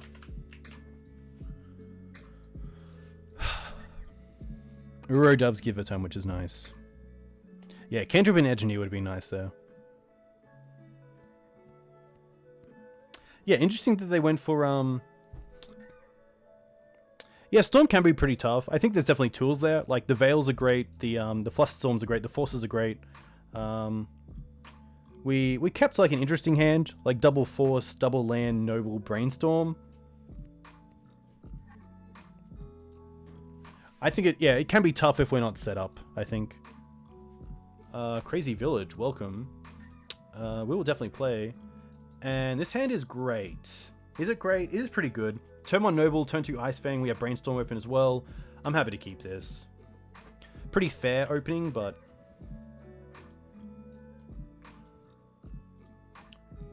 that's okay.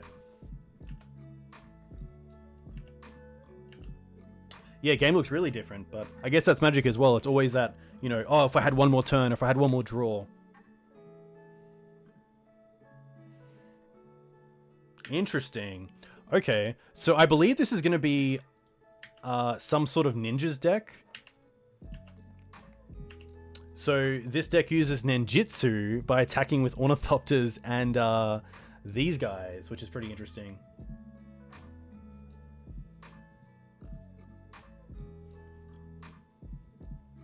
I think Blue-Red Delver is a pretty nice deck to start out in Legacy with. It gives you a lot of tools to other decks as well, like Forces and Brainstorms and Volks. Ninja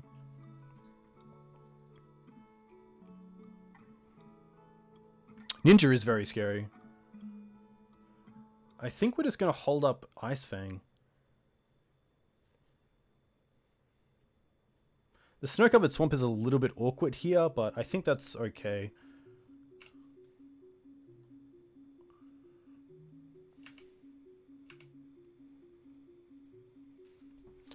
I don't want to play around. I want to play around Days, so I could have Ice-Fang there to try to draw into like a fetch land or a different land source. But I think this is fine.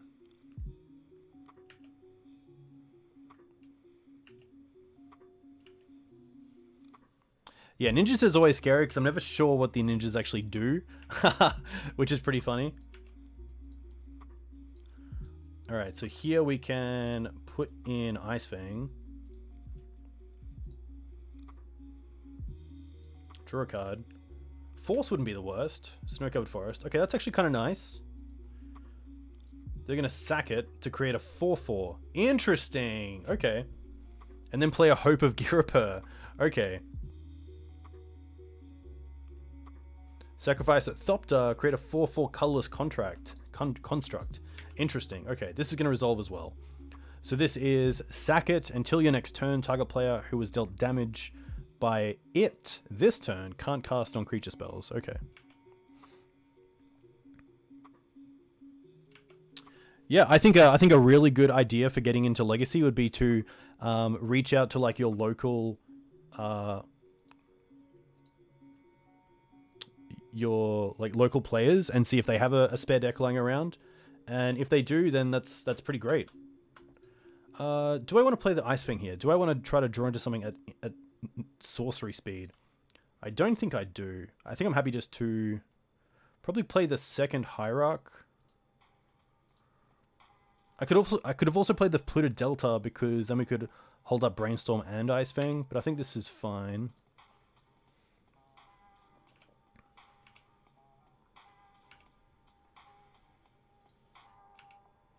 I'll definitely cast it before blocks because I probably don't want to block with an Ice-Fang without it having Death Touch.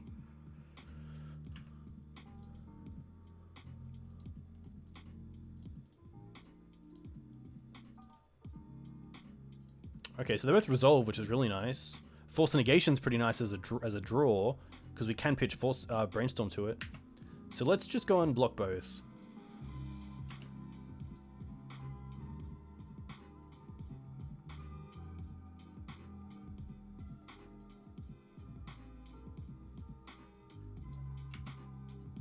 Cool, okay. That's not too bad.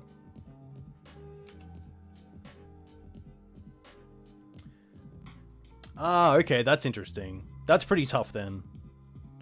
This is going to be fine.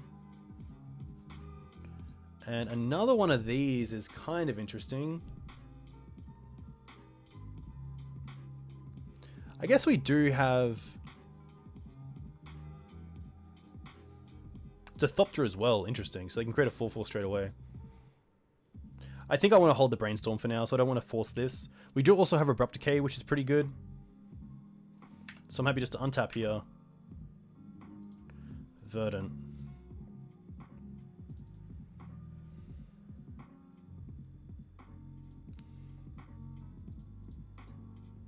Just going to cast Uro. Oh, we're so close to actually getting it back on the field. We're one card off.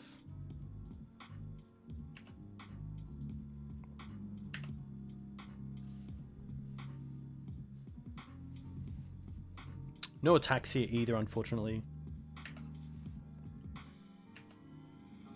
Oh, okay. That doesn't do anything either. I'm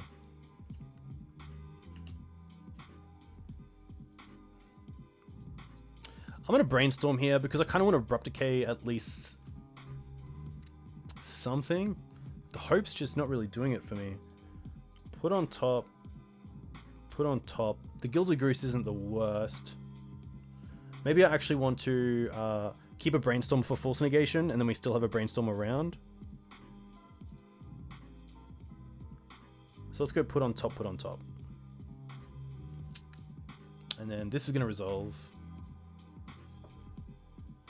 Land Goose, yeah. Don't really need them either. This is fine. Here's Ninjutsu. Ugh. Is this activated ability? Yeah, okay.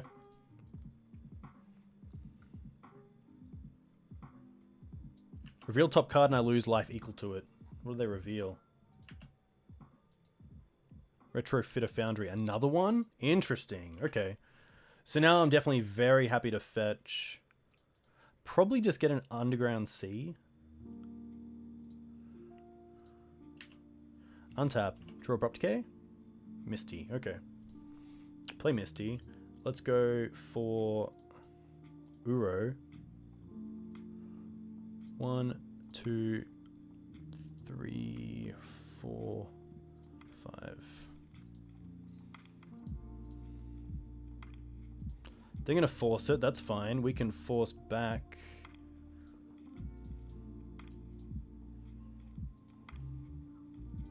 Ooh, it's going to resolve. Do we know the top card? We don't. Questing Beast.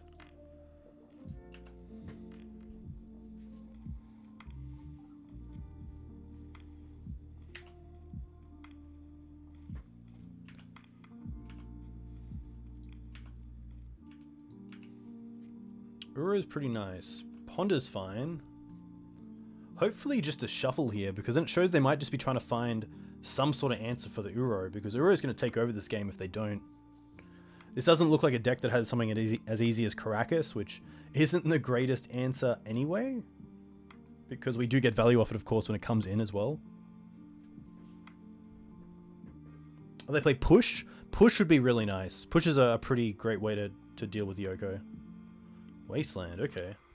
Another factory, okay. A Hope, okay.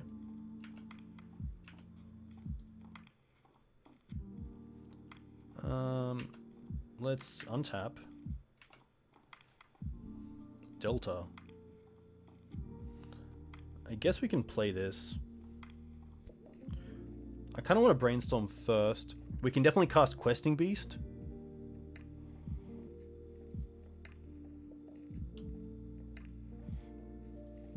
So we can put this on top of our library if we're going to attack with it.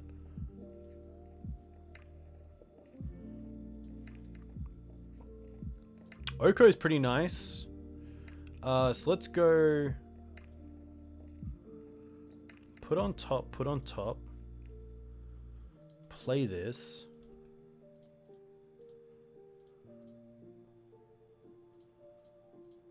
cast Questing Beast.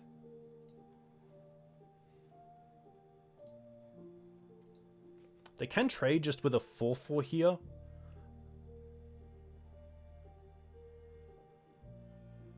Maybe I actually just want to attack with the Questing Beast and not the Euro. No, I think that's incorrect.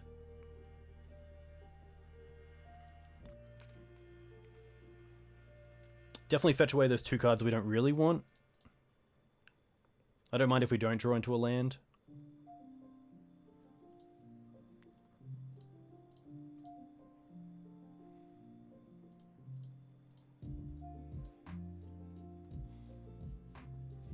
And then it's going to concede, okay. But yeah, it's tough because if we attack with both, they can turn the Hope into a 4/4 and then just block the Questing Beast. And I'm not that big of a fan of trading the Hope of Girapur for the Questing Beast, but luckily we do get there. This seems like a pretty sweet matchup. I'm going to bring in the Collector Ouphe. I'm going to bring in the Veils. Karakas is interesting because it does stop that ninjutsu that was in play. But I think that's about it. What do I not want? That is a good question. Last Hope and Needle seem good. Last Hope seems pretty good as well. Needle does have a few different advantages. I assume if you really wanted to, you could also name ninjutsu. I think Fatal Push is probably where I want to be. Maybe not. Maybe Fatal Push is just overkill. I think we can probably drop a Green Suns. Especially if Collector Ouphe is going after those Foundries, then Abrupt Decay can go after some of their creatures. And it can be countered as well, so I don't mind that over Fatal Push.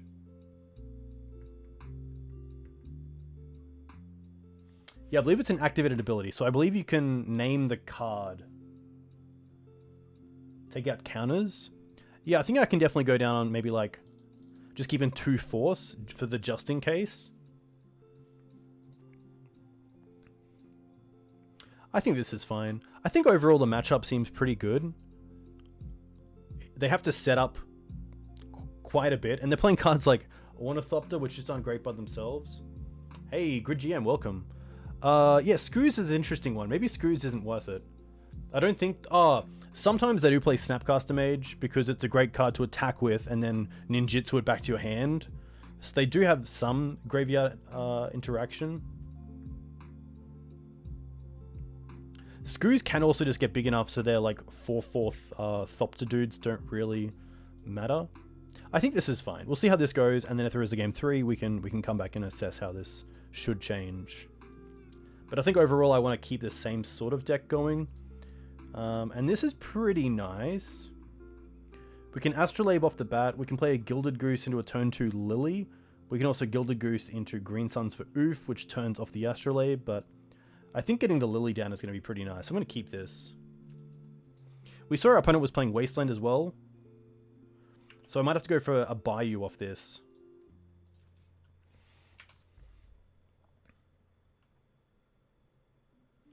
Yeah, Lily seems really good, especially if they're slowing down on Ponders. Slowing down, like, they don't have a turn 1 threat, which is nice. A Black Source would be really nice, but I don't have a Black Source, so I think we just have to go for Misty into...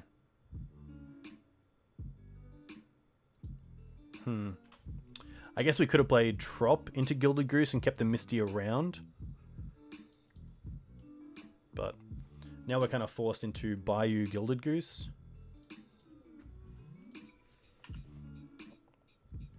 Which isn't the worst, but I could have gone Trop Gilded Goose and then untapped and then use the fetch land. Because if we draw... Please don't wasteland us. Oh, if we don't draw into a snow-covered plains, we can't even cast the Astrolabe, which is kind of rough. But Delta's pretty perfect. Because we can go... Fetch for a snow-covered swamp. Play Astrolabe. And then if they're going after our mana, I don't mind using the Goose here for a Noble Hierarch. It does mean we have to draw into a natural...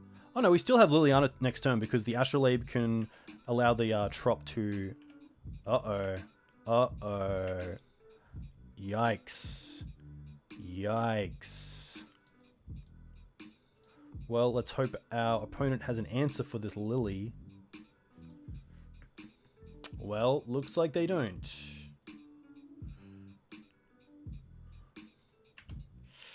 This is looking pretty good for us. That Wasteland's interesting. If that was their hand, I think they're in a position where they kind of have to keep the Wasteland around just as an extra mana. Because obviously they put themselves behind so much more than putting us behind. I guess they didn't know we had the second mana dork, but still, it's a pretty risky time, so... Yeah, I'm not sure what they kept. What did the Ponder do? Let's see what the Ponder did. They chose to shuffle, okay.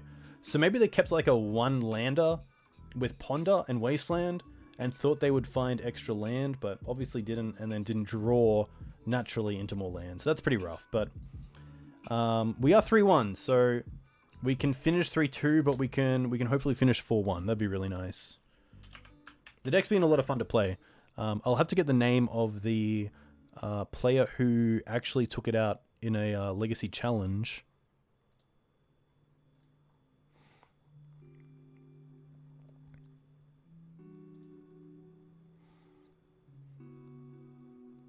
What incarnation?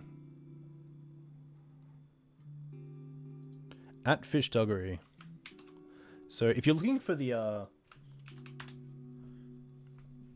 I believe the creator of the deck, I could be wrong there. I know that Fish Duggery was definitely the Legacy Challenge winner with BUG Zenith. But if you're wanting more information on the deck, I'm sure you can check out him on Twitter, which is very cool.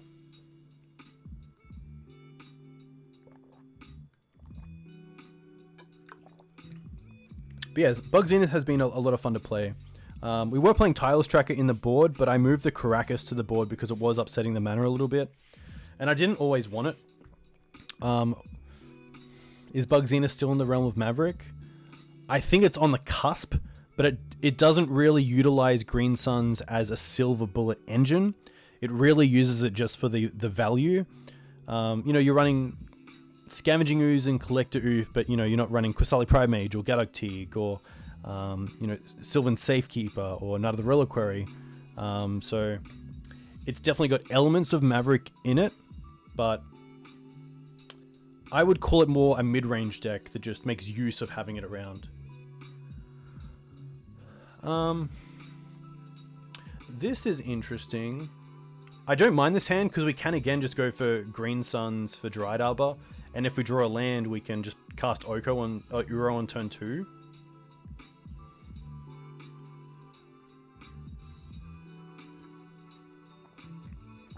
I named 3 white cards? Yeah, okay. I'm going to keep this. It's pretty good against the unfair decks, and it's okay against the fair decks.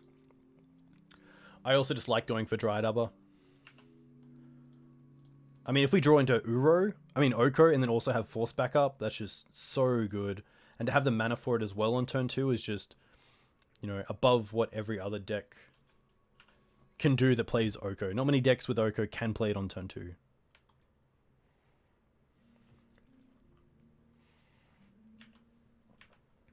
Close this.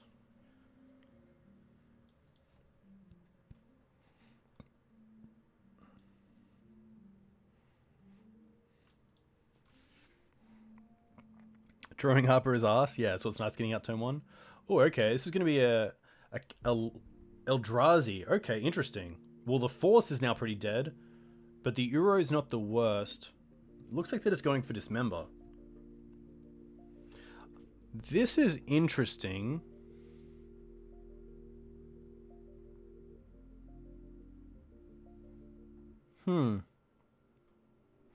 So the Force is doing nothing else this game, most likely.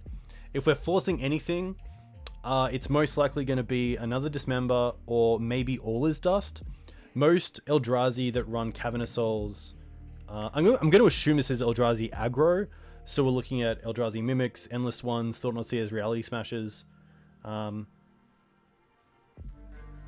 kind of want to get this Uro into play next turn and then into the bin, just to get it out of my hand as well. Force can stop a Chalice as well, that actually is true. But I don't think we really care about Chalice because we do have Abrupt Decay as well.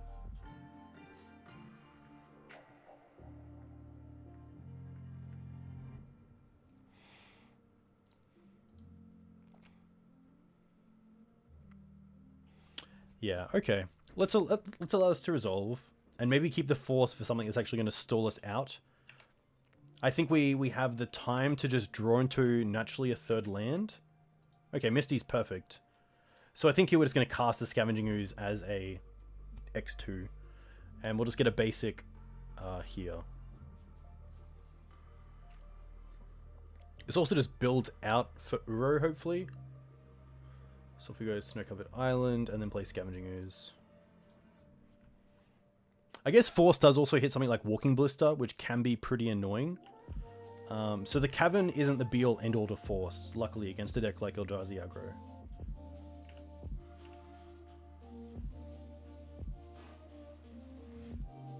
What I don't want to see is something like Tomb into Elvish Spirit Guide or Simian Spirit Guide into Thought-Knot Seer. That would be brutal.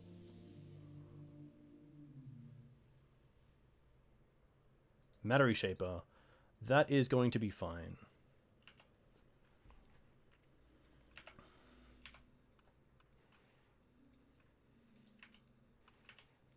Come on, land. Brainstorm.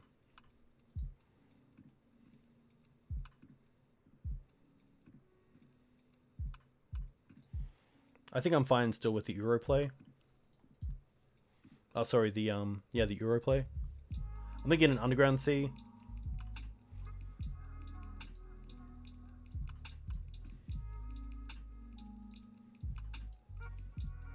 Hopefully just naturally draw into a land and play it. That would be kind of cool, because then we can also hold up Brainstorm. Abrupt Decay, okay.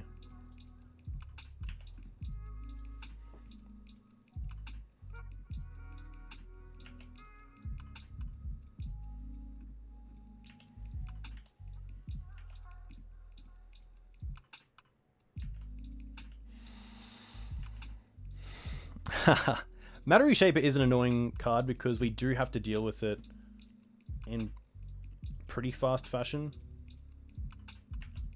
But no Reality Smasher from our opponent is really nice.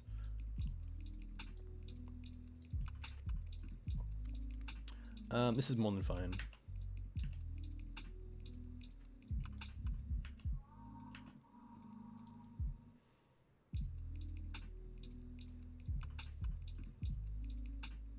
I guess what I could do is block and then hope to draw into a fetch land to get back Uro the following turn, but I'd rather keep the Screws around for now.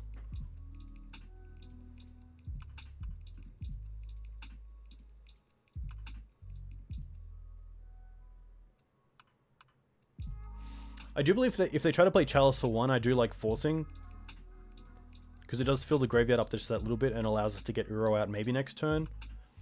Because if they start attacking with Reality Smashers, that's when it gets really rough. And at least Uro as a 6/6 is really nice against Reality Smasher.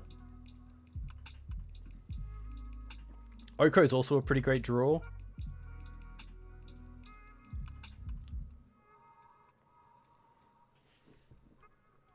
Opponent having a good think. 4 mana. Endless one. Okay, that's fine. That can be hit with Abrupt Decay, which is nice. Well, there's the land. So now we can also hold up Brainstorm. Alright.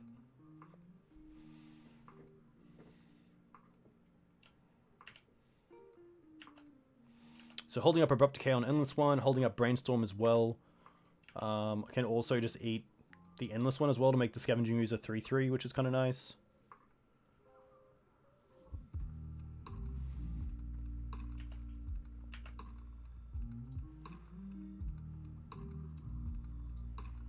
This is probably the position we want to be in, where our opponents had a pretty slow start, to be fair. Yeah, I like this a lot. No Thought-Knots yet, no Reality Smashers. No blocks.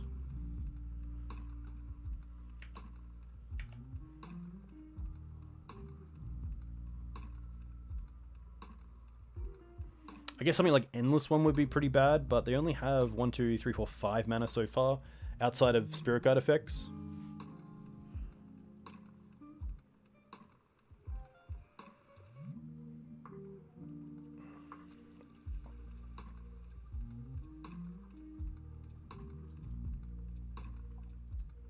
This is fine.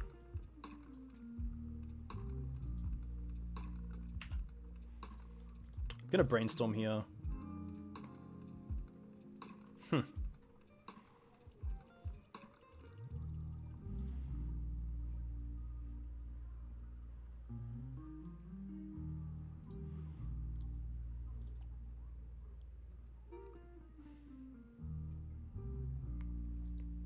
I don't mind keeping these two and actually just playing these two next turn.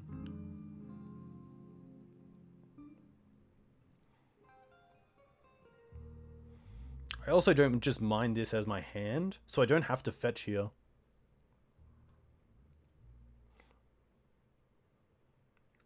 So I'm just going to go put on top, put on top.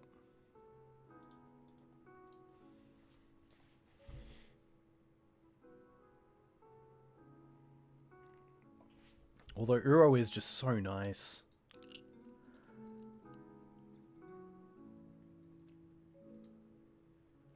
Coatl Decay? I don't have Coatl Decay. I guess we can definitely fetch. We will get a Trop. Actually, no, I want to get a basic. So I want to get a basic snow-covered forest. Draw. Force. Play Ice-Fang.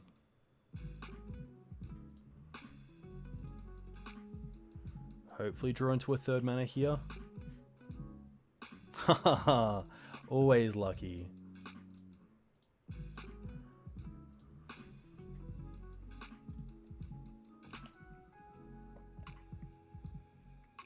I like it because the Force makes sure that the Ice-Fang is going to stick around.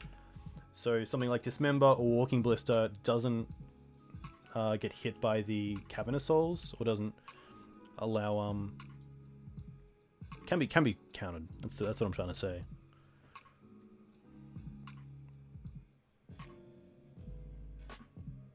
Maybe there I was just giving too much respect as well to Thought-Seer.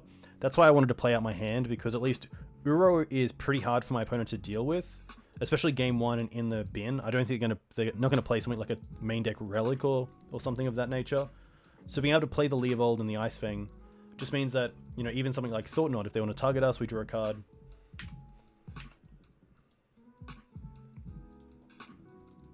Getting really aggressive. They're named Elf? Okay, so they're probably playing the, oh, interesting. That probably means they're playing Once Upon a Time, because they're playing the green elf, the Elvish Spirit Guide. I'm just going to block here, and then we're going to take 3, but we'll gain 3 next turn from the Uro, which is nice. Golf with Friends, JBC. Golf with Friends is very cool. Very fun game. I would love to play after the stream, which would be pretty sweet. But yeah, JBC, hope you're well. Hope you're having a great week. Hope you're enjoying... I hope everyone here is safe, their family and friends as well, with the virus around. I hope with work, you're not doing too bad financially as well, because it can be a pretty strenuous time. I hope everyone is well in regards to their mental health as well, because, hey, even I got really anxious. I've been pretty anxious over the past couple of weeks with everything. Usually a pretty chill guy. But yeah, you know, it's a weird time at the moment, but luckily the majority of us are safe, which is great. But yeah, hope you're all well. Speaking of viruses, back to Eldrazi. That's not a great segue. I'm gonna cut that from the stream.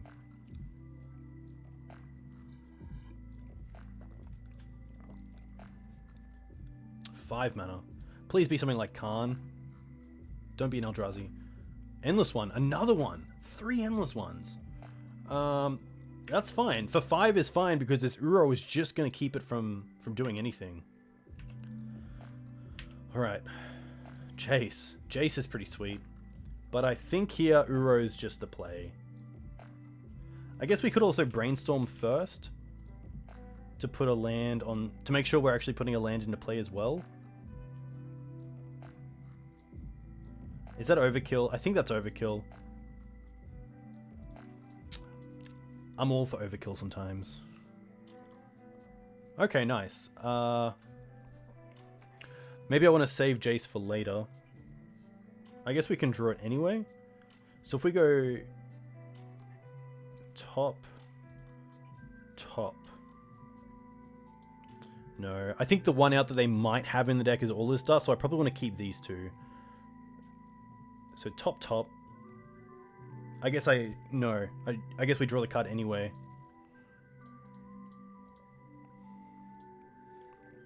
Brainstorm, Misty. We'll try to keep as many creatures in there for Skoos. So we draw the Astrolabe, and then we fetch away the library. Which I don't mind.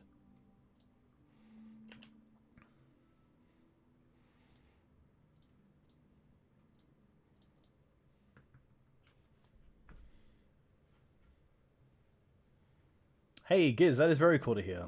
I very much appreciate that comment, so thank you very much.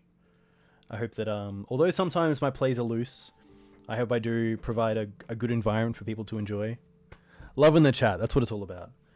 Drew off the Astrolabe. Bayou's nice, because we get to play it as well, so now we have Skoos up as well. So this is definitely looking like our game to win. We haven't made a land drop yet, yeah. Hey, Minifier! Very cool to see you in chat. I hope you're well. Hope you're very well. So you could have shuffled then erode. Yeah, it's very true. That's very true. Our opponent's also at 8, which is pretty funny because it's just from the Ancient Tombs and their Dismember. So that's pretty interesting because we could get to a stage where we just bounce with Jace and have 2 lethal threats with Skoos and some other cards. Doing swimmingly, very cool to hear. Very cool to hear. You watch me every time you're live? I'm gonna blush, man. I'm gonna blush. That's very cool.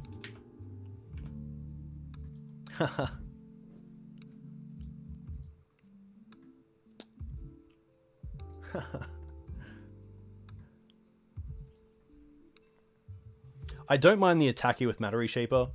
I think, like, best case, they get in 3 damage. And best case, it trades for something that's just better than Matter Reshaper. Yeah. This is a really nice attack. So let's just go with block on the Endless one. And then we kind of have lethal. They can create a creature with Mistress Factory, but the Skoos is going to get pretty big. 1, 2, 3, 4, 5... 6 makes this an 8/8. So outside of Dismember here, which we can force, yeah, unfortunately this is going to do it. Especially because they're going to 4. So we get to draw a card as well, which is nice with the Leovold. So we draw a card. Abrupt Decay is kind of nice. But now we can cast Force on Dismember, pitching Jace the Mind Sculptor, the second most powerful Planeswalker. That's actually an interesting one. I wonder if Oko's at the top of Planeswalkers right now, is Jace second, or is something like Teferi Time Raveler in second place? Jace is third? I think it is Oko, Teferi, Jace. And then maybe like Last Hope?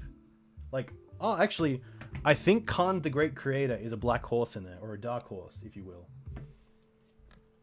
Renin 6 is second. I guess Ren is very good. I wonder if you would put Khan above Jace, or if you would put Khan above Teferi, or if you would put Khan at the top. Because that's pretty interesting. I think that Khan the Great Creator is definitely a card you have to... I think Oko's nice because so many decks can play it. Teferi and Jace, you have a little bit of deck building constraints, and then with Khan, you obviously have some pretty big deck building constraints. But Khan is just so good. So those 4 are interesting. Let's quickly look at the board. Collector Ouphe is nice, especially if they're playing Walking Blister. I also just don't mind it as a 2/2. Needle's interesting, especially on Endbringer, but outside of that, it's not really needed. Fatal Push is nice. I think we can go down on Force.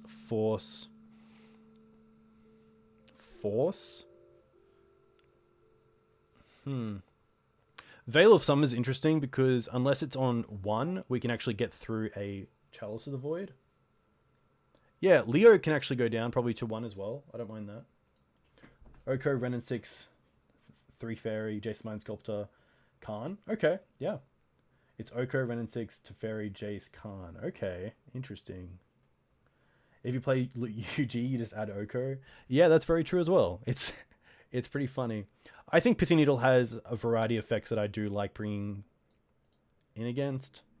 I think this is okay. Click's interesting, but I don't think it's worth it.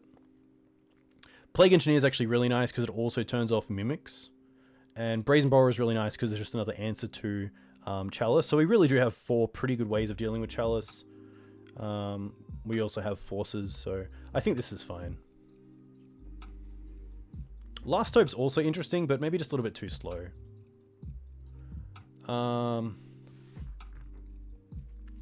This hand is fine. We do have a turn 2 Oko. If that doesn't work, we have Sylvan Library. What this hand loses to is just the really good starts from Eldrazi, which is turn 1 Chalice for 1, turn 2 Thought-Knot Seer. But I guess if they're turn 2 Thought-Knot Seering us, they have to choose between Oko and Sylvan Library. So I actually don't mind this hand. I'm going to keep it. Leyline. Okay. Leyline's actually not the greatest against us, which is great, because maybe my opponent's kept a weak hand based on the Leyline being in it. It does stop Scooze. It does stop Uro. That's about it. It's just going to be Ancient Tomb Pass. Okay. So I think here we just go Trop into Noble Hierarch, and then leave these 3 as kind of pick your poison for a Thought-Knot. My opponent could be playing something like Warping Whale or Spectral Contortion as well, so... You just bought this deck in paper? Very cool. BUG Zenith is a pretty expensive deck, to be fair, especially online. It was not easy getting the pieces together, but it's a very cool deck. It's got a lot of staples that are played in a variety of decks as well, so... I'm going to assume that our opponent kept a Thought-Knot hand, because otherwise this Oko is looking really nice. Oko is also nice because it plays around Reality Smash's discard effect, because it is not a spell that targets. It is Thought-Knot. Alright.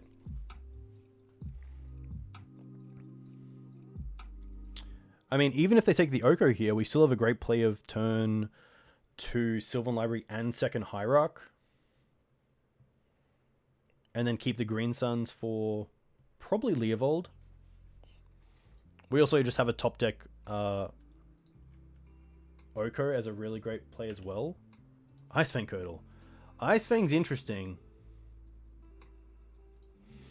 I think I'm probably more happy to play Sylvan Library just to get it into play, and then hold up the Ice-Fang the following turn, instead of just holding up Ice-Fang Coatl. I think Sylvan Library is just better, especially over time.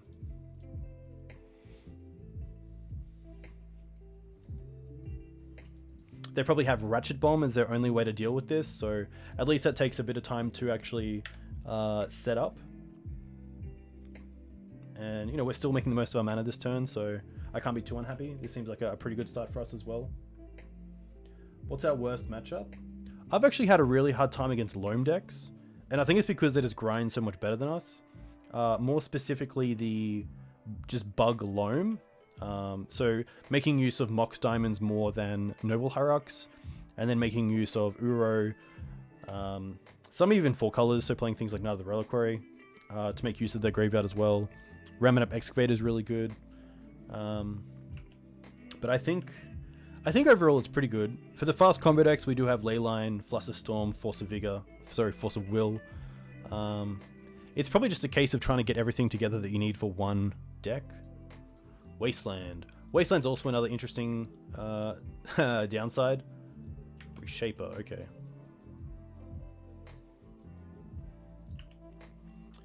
So we do need to draw into pretty much... I guess we can draw into Astrolabe to turn on the Ice-Fang Coatl. I think we just put this on top.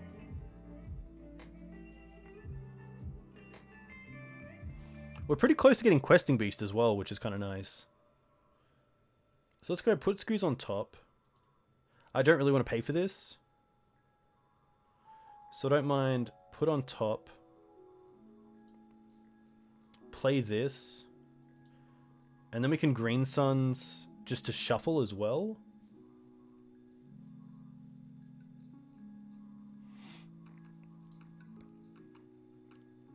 Can Green Suns for Goyf, which doesn't do much. Can actually Green Suns for 3. Uro Explore isn't the worst. Uro Explore isn't the worst. I guess we don't have a great way to deal with the ley line outside of Bounce from Brazen Borrower. So that's... Let's quickly have a look at the list. Let's quickly have a little look. Leovold's pretty nice because... I guess if they have target removal, they have target removal. I don't mind another Ice-Fang. Because it just draws a card, which is kind of nice. I think another Ice-Fang is correct because then the other Ice-Fang is just turned on immediately. So I'm going to go for Ice-Fang here.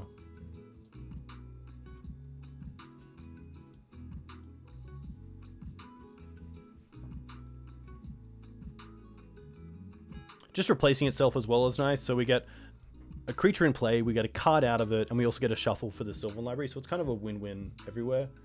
Collector Ouphe is interesting if I'm scared of Walking Ballista, but I don't think I am with their current mana.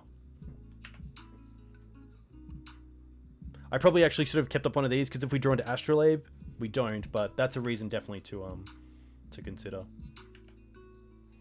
Plague's also pretty nice, because we can next turn Ice-Fang and Plague.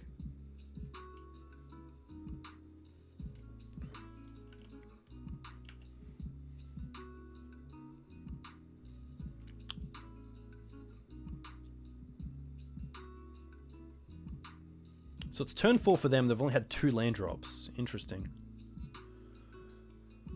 So we just take this. Go down to 9. Alright.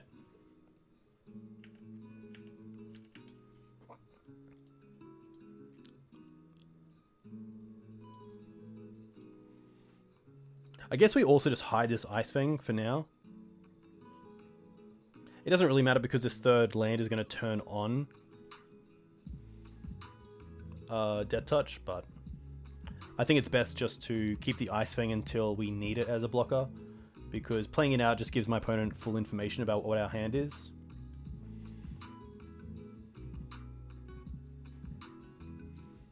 Cavern. Okay, Cavern's pretty nice. But it means they don't have Reality Smasher.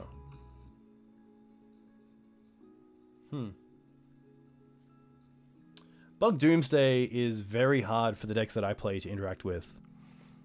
I played... Pretty funny story. I played against Bug Depths, and my opponent, their pile was... Oh, they have another flood... Oh, okay, that's fine.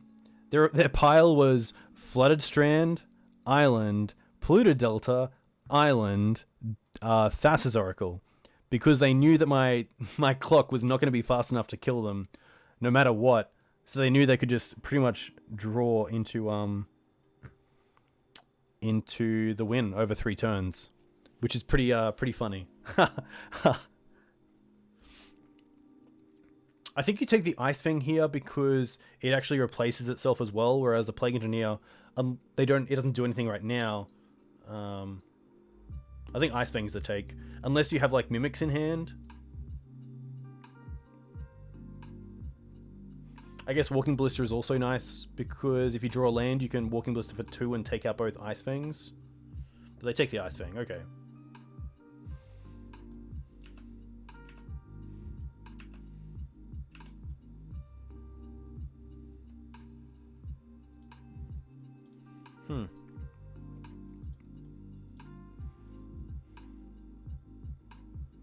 I don't want to die to... Reality Smasher, so I don't want to go to 5. So let's play this. Play Engineer. Name Eldrazi.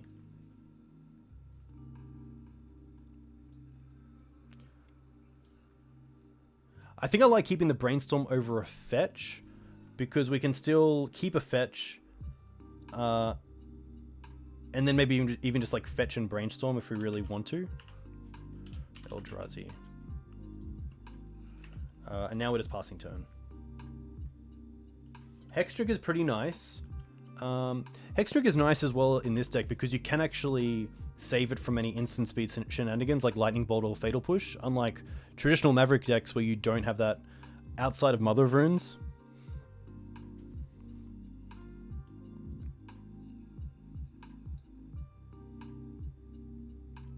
Maybe I could have considered the Sylvan Library a little bit better if I knew that my opponent was going to attack with his Thought Knots and we were going to draw cards off them by trading with these two creatures.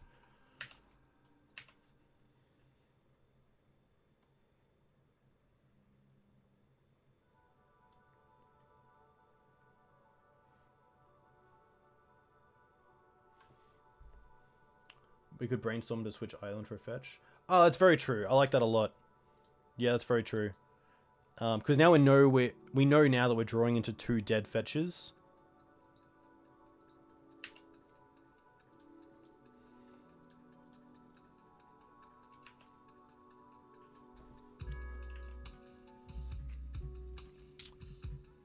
But yeah, I definitely like that play of fetching, or brainstorming, and then playing a fetch and fetching for the land that we want.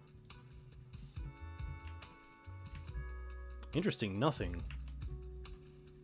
Green Suns is pretty nice. Can we find a Brazen Borrower for this ley line? That would be nice.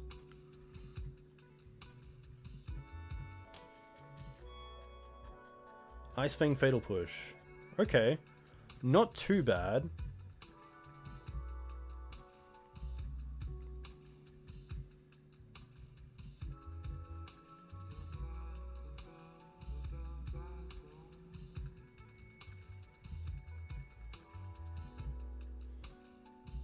Dustbuster, yeah.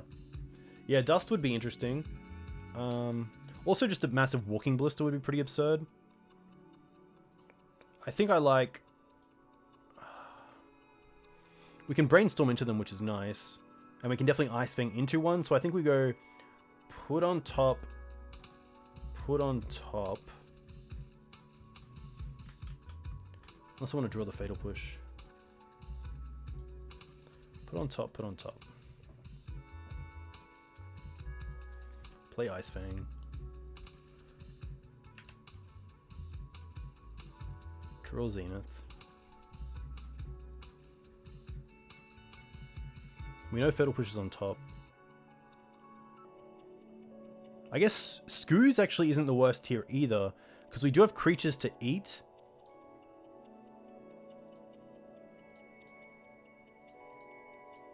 So I don't mind Green Suns for Scooze. As good as the Fatal Push would be. 2-3, yeah. Let's go for Scooze here. Land Pass also seems pretty good. I like the Scooze because it does stop the factory from attacking.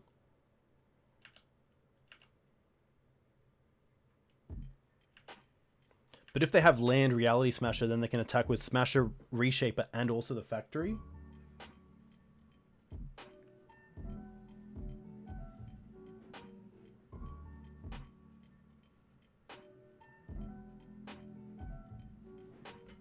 But yeah, I guess Fatal Push would be pretty nice.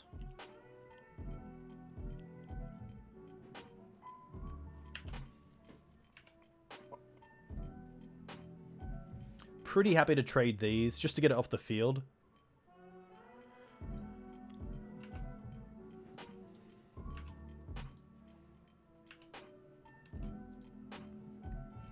Kind of hope it's Chalice, if anything. Cavern of Souls. Okay, not the worst. They can put it into play, get some more mana.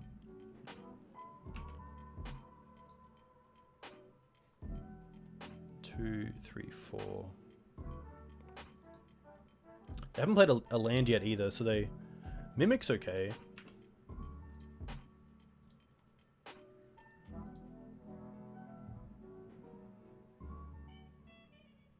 This could just be an Elvish Spirit Guide as a creature.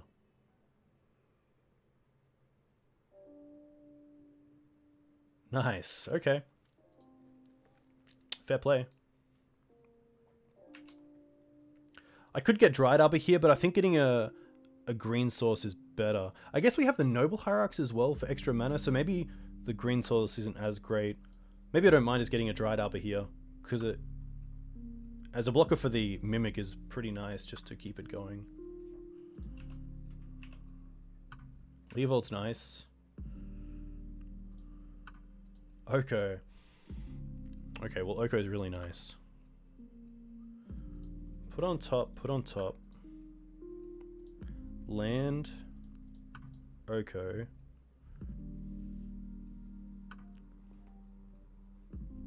Happy just to tick up for a food.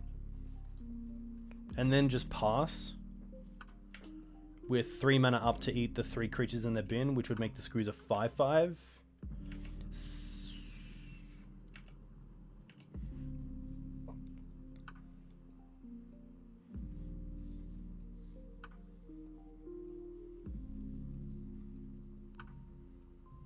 Having the fetch land around for Brainstorm and also keeping those 2 cards on top is pretty nice, because Jace next turn as well is going to be pretty hard for them to get out of.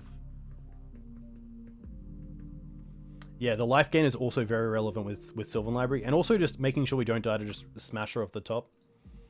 They only have 1 card left. I guess they can start activating the Eye, I believe. No attacks. Let's eat this. Let's eat this. Let's eat this.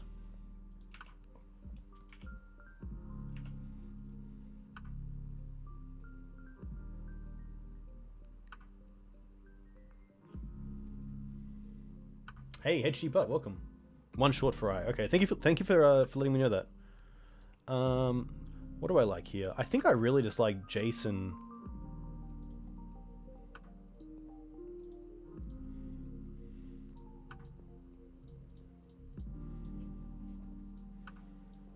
Let's create another food.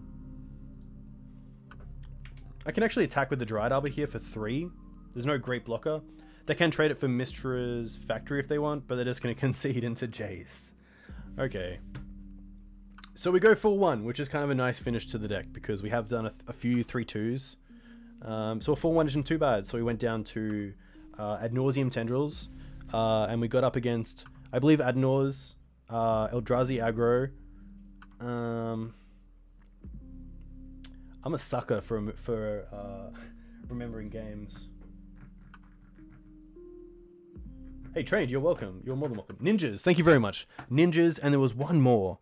There was one more, and I believe it was a creature-based deck.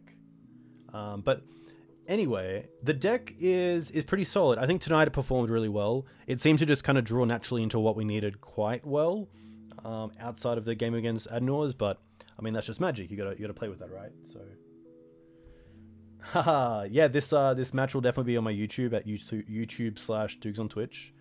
I'm going to go back to Maverick after this. I do want to put some time into Blue-Red Delver and Rug Delver, because I think they look pretty fun right now. Grixis also looks nice, but I've always been a massive fan of Rug. I think this is a pretty sweet shell for Uro.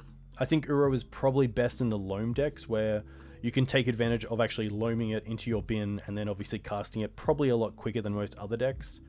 There's also a few other Uro decks that are running around that do leverage its ability and power pretty well. But all in all, the deck is pretty good. I think Bug is just a really fun sort of palette of colors to play with. Leovold's a card that hasn't had too much of a home. It did see play in Childless Bug, it did see play in like 4 and 5 color pile, and probably still does, but I think being able to play it in just a Bug deck is very good.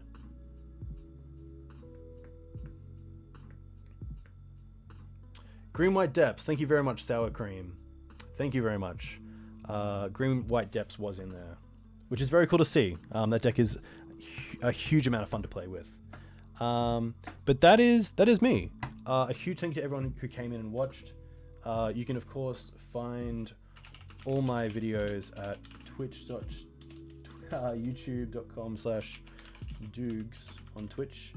Douges, Dougs on Twitch. You can also find me if you're on Twitter at twitter.com/Dougs on Twitch. And you can of course also find everything, including a monthly Maverick coming up, hopefully out by the end of the weekend, on the Green Sun Zenith. It should be Green Sun Zenith. That's a my bad. That's a big my bad. But yeah, a huge thanks to you guys for coming in. Let me quickly find who else is streaming because it's always nice to raid after. I think raiding's actually kind of some of the funnest parts of streaming because you get to see what the recipient does. Let's go for Channel Fireball. They're probably just playing standard, sadly. Oracle's usually pretty good.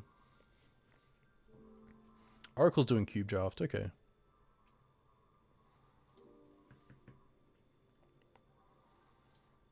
But streaming. Next time we'll be back on Sunday. I've got actually a video tomorrow night with Pleasant Kenobi, which is very cool. Doing some Australian Highlander content, which should be a load of fun. I believe it'll just be a recorded video up on his YouTube in the coming weeks. But if you're a fan of Australian Highlander, that should be really fun.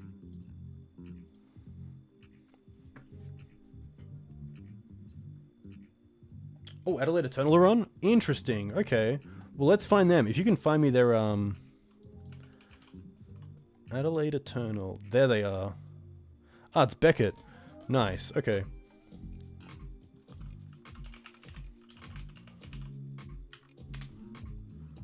Nice. All right. I hope you will enjoy. Enjoy your weeks ahead. Stay safe, and we'll speak to you soon. Cheers.